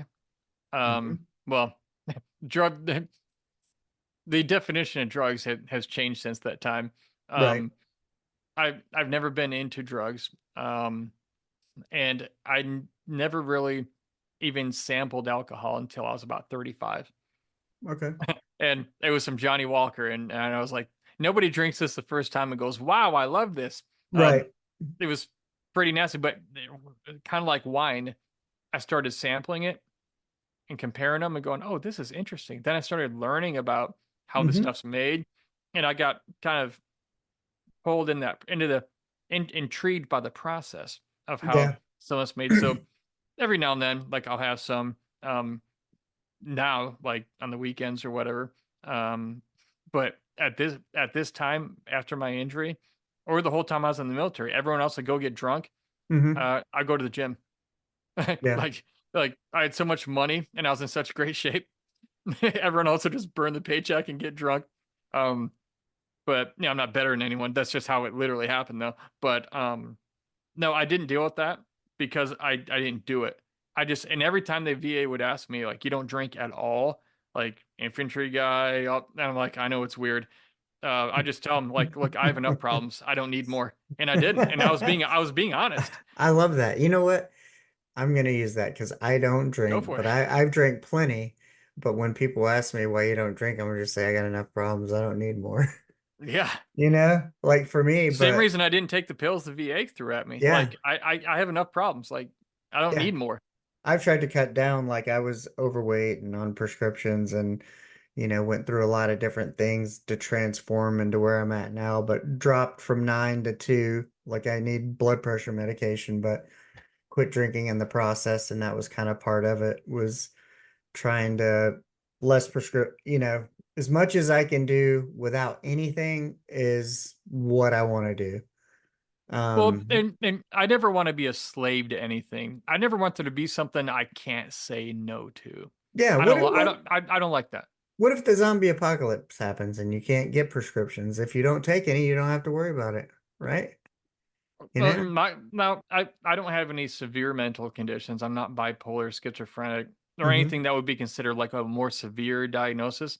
So I'm not saying this for that reason, but I don't think there's any situation I could ever encounter in life where I would need medicine to handle it. I never have.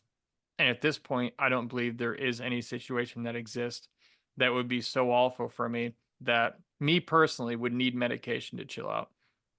Who Now, knows? I could be wrong, but with everything I've been through at this point, from childhood to Afghanistan to the recovery, I'm just, if shit gets bad, it's like, well, that's life. Like life is beautiful, but it's also a bitch, and I expect that. And so, yeah. and again, this is me though. I'm not saying if someone else is taking something because they need it, you're not weaker or anything. I'm not implying that. Please don't think that. Here's what I'll tell you about trauma. Everybody experiences trauma differently, Mhm. and everybody handles trauma differently. And I will tell you from my experience doing resilience training for the military all these years and my own personal experience, there's no wrong way to handle trauma if it's productive. I mean, some people cower in a corner and they shut down. There's nothing dishonorable about that. That's how your body and brain was made. Me, it was it was more like let's do something. Like or I'm not, we got to keep going. I mean, it's funny. You always hear about like, hey, some people look like they're really tough. They'd be a badass in a gunfight. And then oh, that little guy over there, he's, oh, he wouldn't last 5 seconds. Well, then you get in a gunfight.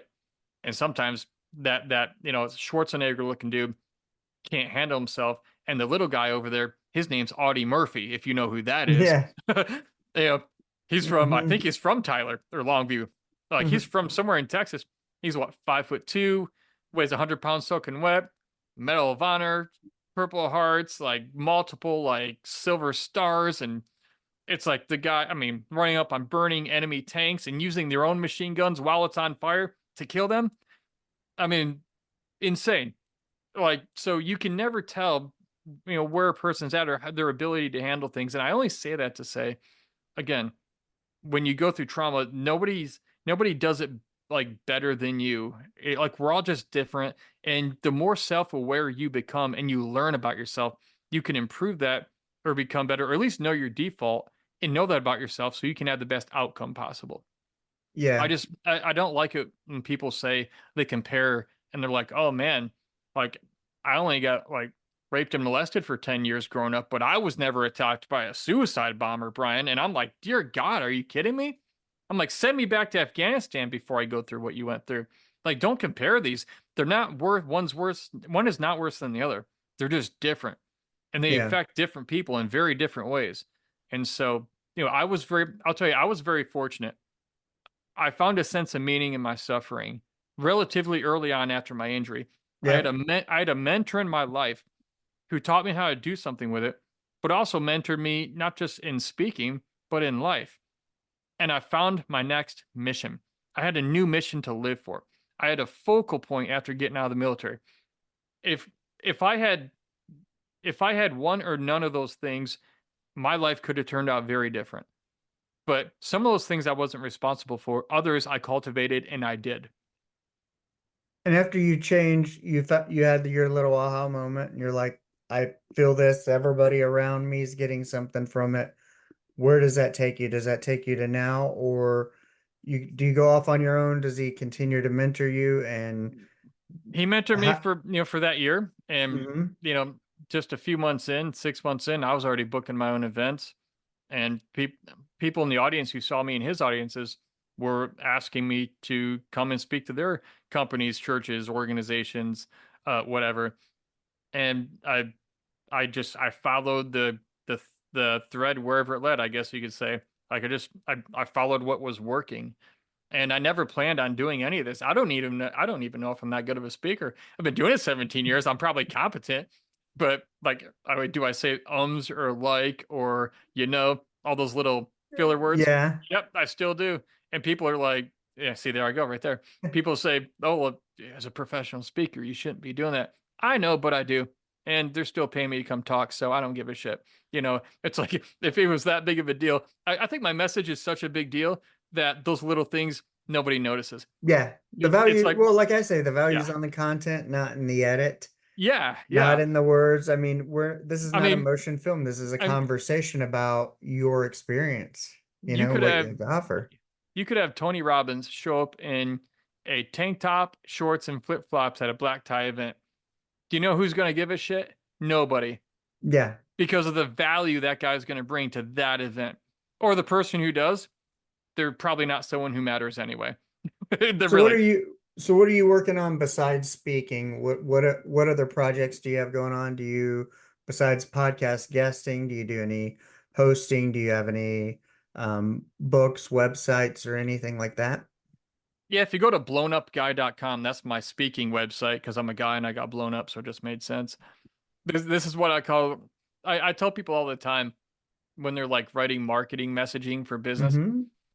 like keep this infantry simple. And what do I mean by that? It's like have you ever seen a Claymore mine? A Yeah. Claymore mine? Face towards enemy. Yeah, on the Or front. On the front, it says front toward enemy. yeah. So this is a mine, if people don't know, that you stick into the ground and it faces one way during an ambush, and it blows. It uses C4 to blow, I don't know how many hundreds of steel ball bearings at light speed into the enemy. So, anyways, it slices. Anyways, very effective. Well, on the front of that, it says front toward enemy. So, as the infantry guy, you're looking at it going, oh, this side must go face the enemy because you don't want to plant one of those suckers in reverse backwards and blow yourself up. But it's infantry simple. Well, blownupguy.com. I'm a guy. I got blown up. I don't look blown up anymore, thankfully. But I was. And so that's my speaking website. If you want to know about the resilience training I do, the keynote speaking. Something else cool I've started doing. I have a program called Use Your Story at useyourstory.com. After so many events I've been at, and over the years, people have asked me, Brian, I have a story and I want to speak. I want to do what you do, but where do I even begin? Mm-hmm. Like, where would I start? Who would want to hear my story and why? Uh, how could I? Do I need to have an extreme life story like you? Which the answer is no. You definitely don't.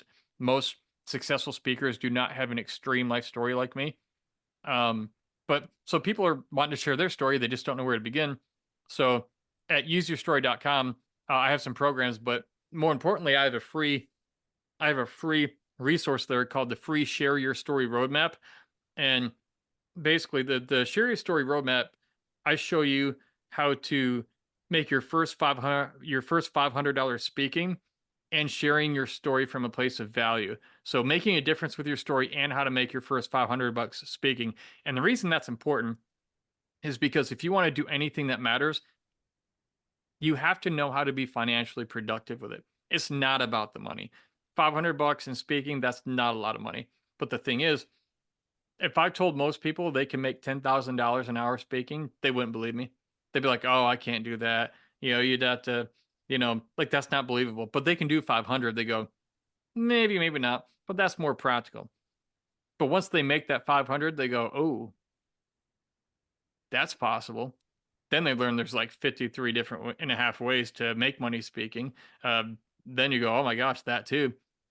So yeah, if you go to useyourstory.com, if you want to share your story, public speaking, whatever, I'll show you how to do it there and get that free Share Your Story roadmap. At the very least, you'll learn how to position your story from a place of value so people want to hear it and also get paid to do it.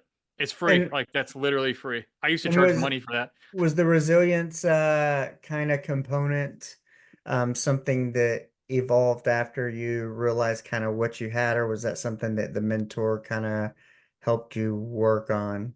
What do you mean the resilience component? You said don't you have like it's not necessarily resilience training, but Oh, that I do for like the military and different organizations. yeah, yeah. I just that was my message has always been resilience. It's like I didn't pick it. Like it picked me.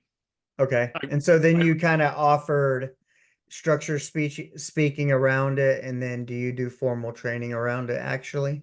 yeah, I do keynote speeches and I also have a breakout training I do on how to be more resilient and within different contexts because for the military it might be different context for their training as opposed to like a Fortune 500 company or something, but it's the same teaching just applied differently, and it's because the concepts are timeless. The concepts work, and you can apply them. And so, based on whatever their mission is, the military or maybe a company, I apply them and teach them differently to help them get the exact, precise, desired outcome they're wanting to get.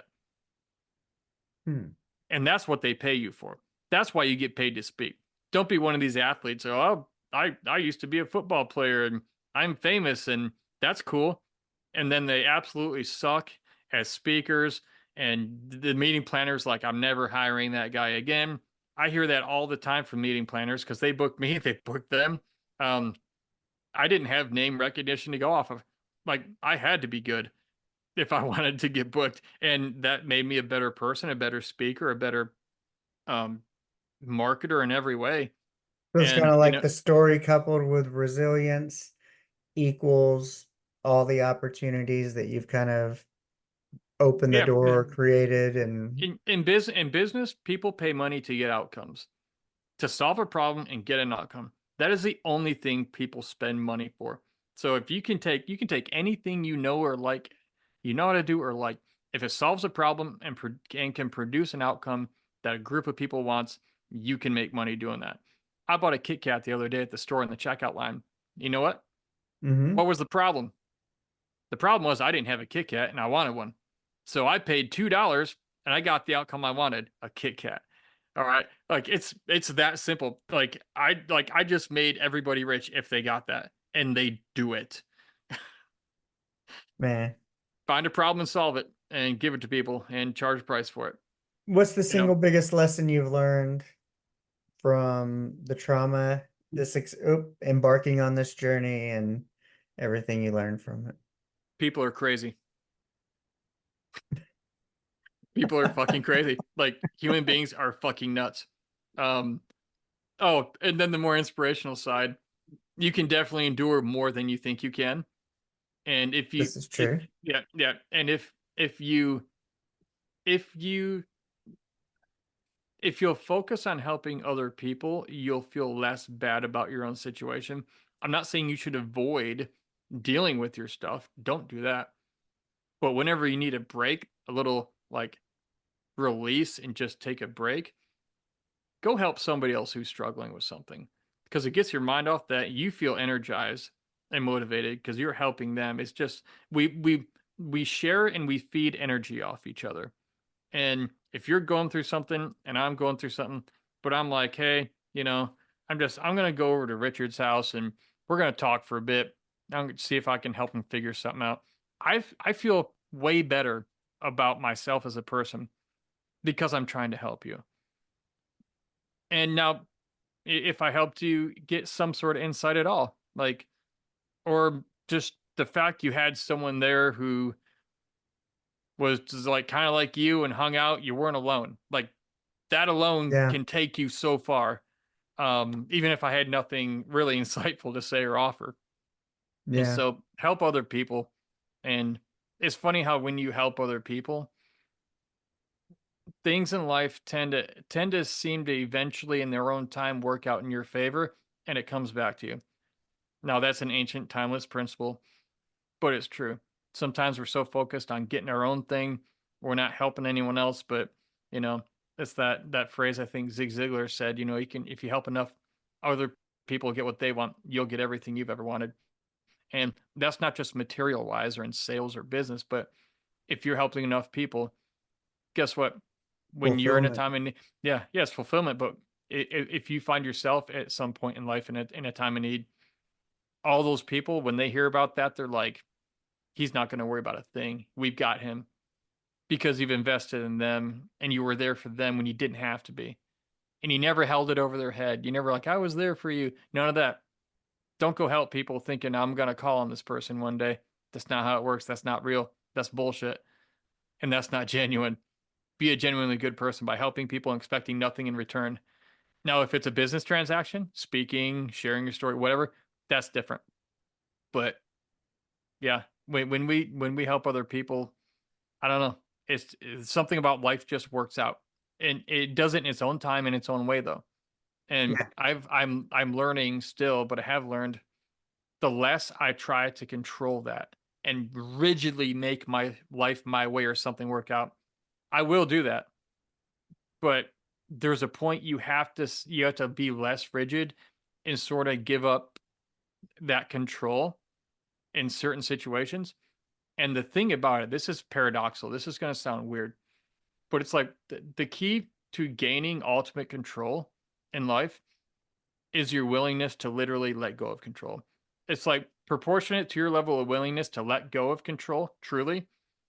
It's almost like you're trying to make something happen for so long, such a struggle, and then you finally give up. You're like, fuck it. You just give up. And suddenly, like, the next day it works out, or an hour later you get that phone call and like it worked out, and it's like, or it worked out in a way that you didn't anticipate, and it was even Yeah. better than what you were trying to make happen. I've Speaking had of several experiences like this. speaking of better than expectation, what is one thing as a result of this unintended being blown up, meeting a mentor, realizing speaking is for you? Had you not embarked on this journey, trusted some of your intuition, been aware enough to know what you're about, what is something that would have never happened that's been like one of the coolest things that you're like, when you were 12 years old, you're like, that would never happen to me? I've met U.S. presidents. I've gotten to go to different countries. I've gotten to meet so many people. I've written books. I mean, those are all superficial, really. But to me the things that are the coolest because of what I do. It's like it's like the person you'll never know I interacted with unless I tell the story. Like meeting that young lady after I got off stage the first time in that place where I spoke the first time in that gymnasium of a high school in Manhattan, Kansas, right outside Fort Riley Been there. On March 15th of 2007. That meeting people like that is what really on a deep level gives my life a great sense of meaning, a level of connection to another human that's hard to put into words, and you just look back and go, how the hell did we ever meet? In a moment in And to them, time. it's so beyond like doing or orchestrating.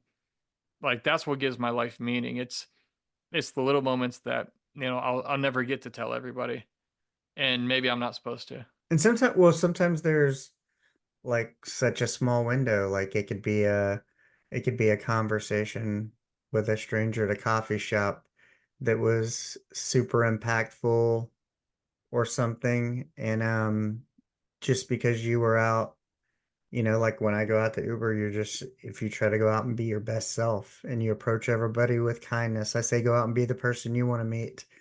And you meet Yeah, somebody and you have all these things in common and you chit chat while you both wait to pick up an order. And it's this little moment in time you shared, which is our most valuable asset because none of us can buy more and we never know when it's going to end. And yeah. so it's like, um, yeah, those are the things I think that can sometimes make life go around and, you know, make it Fulfillment worth it. always, yeah, fulfillment and life being worth it. I've never had, I've never found that to be anywhere except when I'm interacting or sharing an experience with another person or people. I've almost never experienced the highest level of fulfillment alone. Now I like being alone, sometimes too much. I'm oddly comfortable with it. Um, but Yeah, I'm also I'm an only child, so I'm self aware enough to know like, okay, I need to get around people. But yeah, I'm getting that there the because I highest can level tend of to isolate. I it's easy. realize, It's easy. well, I I'm at least starting to differentiate when I'm not doing well mentally.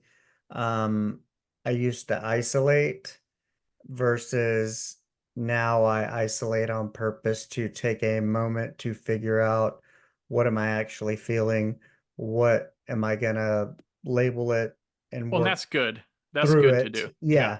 Yeah. And but I also I also am aware, realize, which I think is the first step to anything, and working on, but every time I go down mentally a little bit and I feel those tendencies,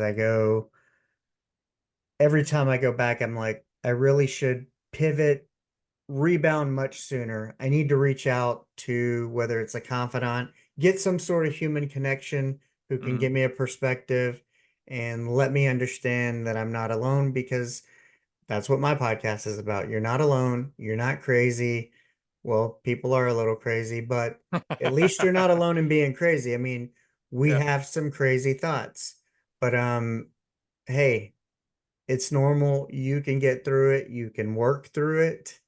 It just takes some time, but I'm starting to realize like I need to rebound sooner. I need to be more proactive in my reaching out when I step back a little bit. But I'm aware of it, and I think if I'm aware of it, I can at least work to improve it. And the fact that I want to, um, I think is a much more than most people. I can at least admit all that. So Yeah. that's good.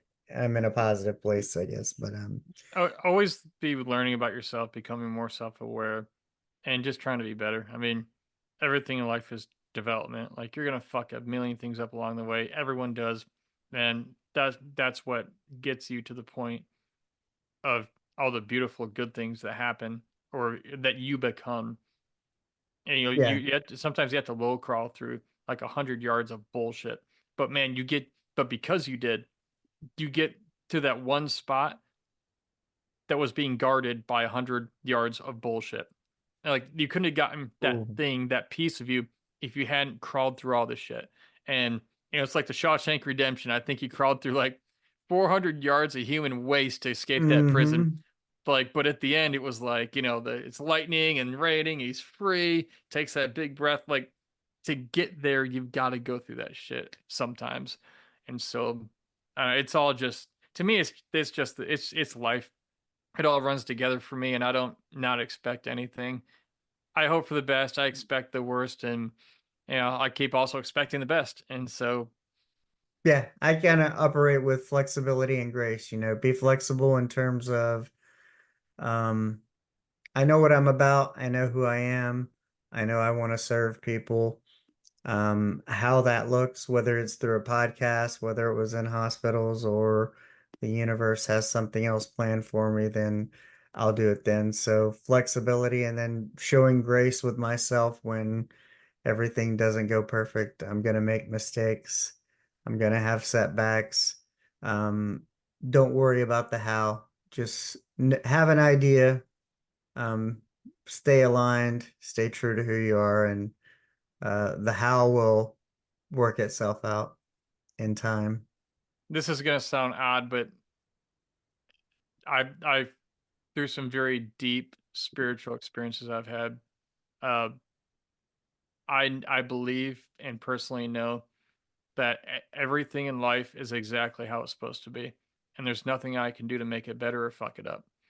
And so just be lived by this experience. Like just live the experience of life. Don't I mean there's just it goes so far beyond us.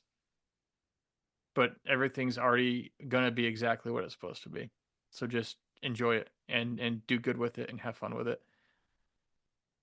Yeah, I am. Sounds like a good place to end. It is.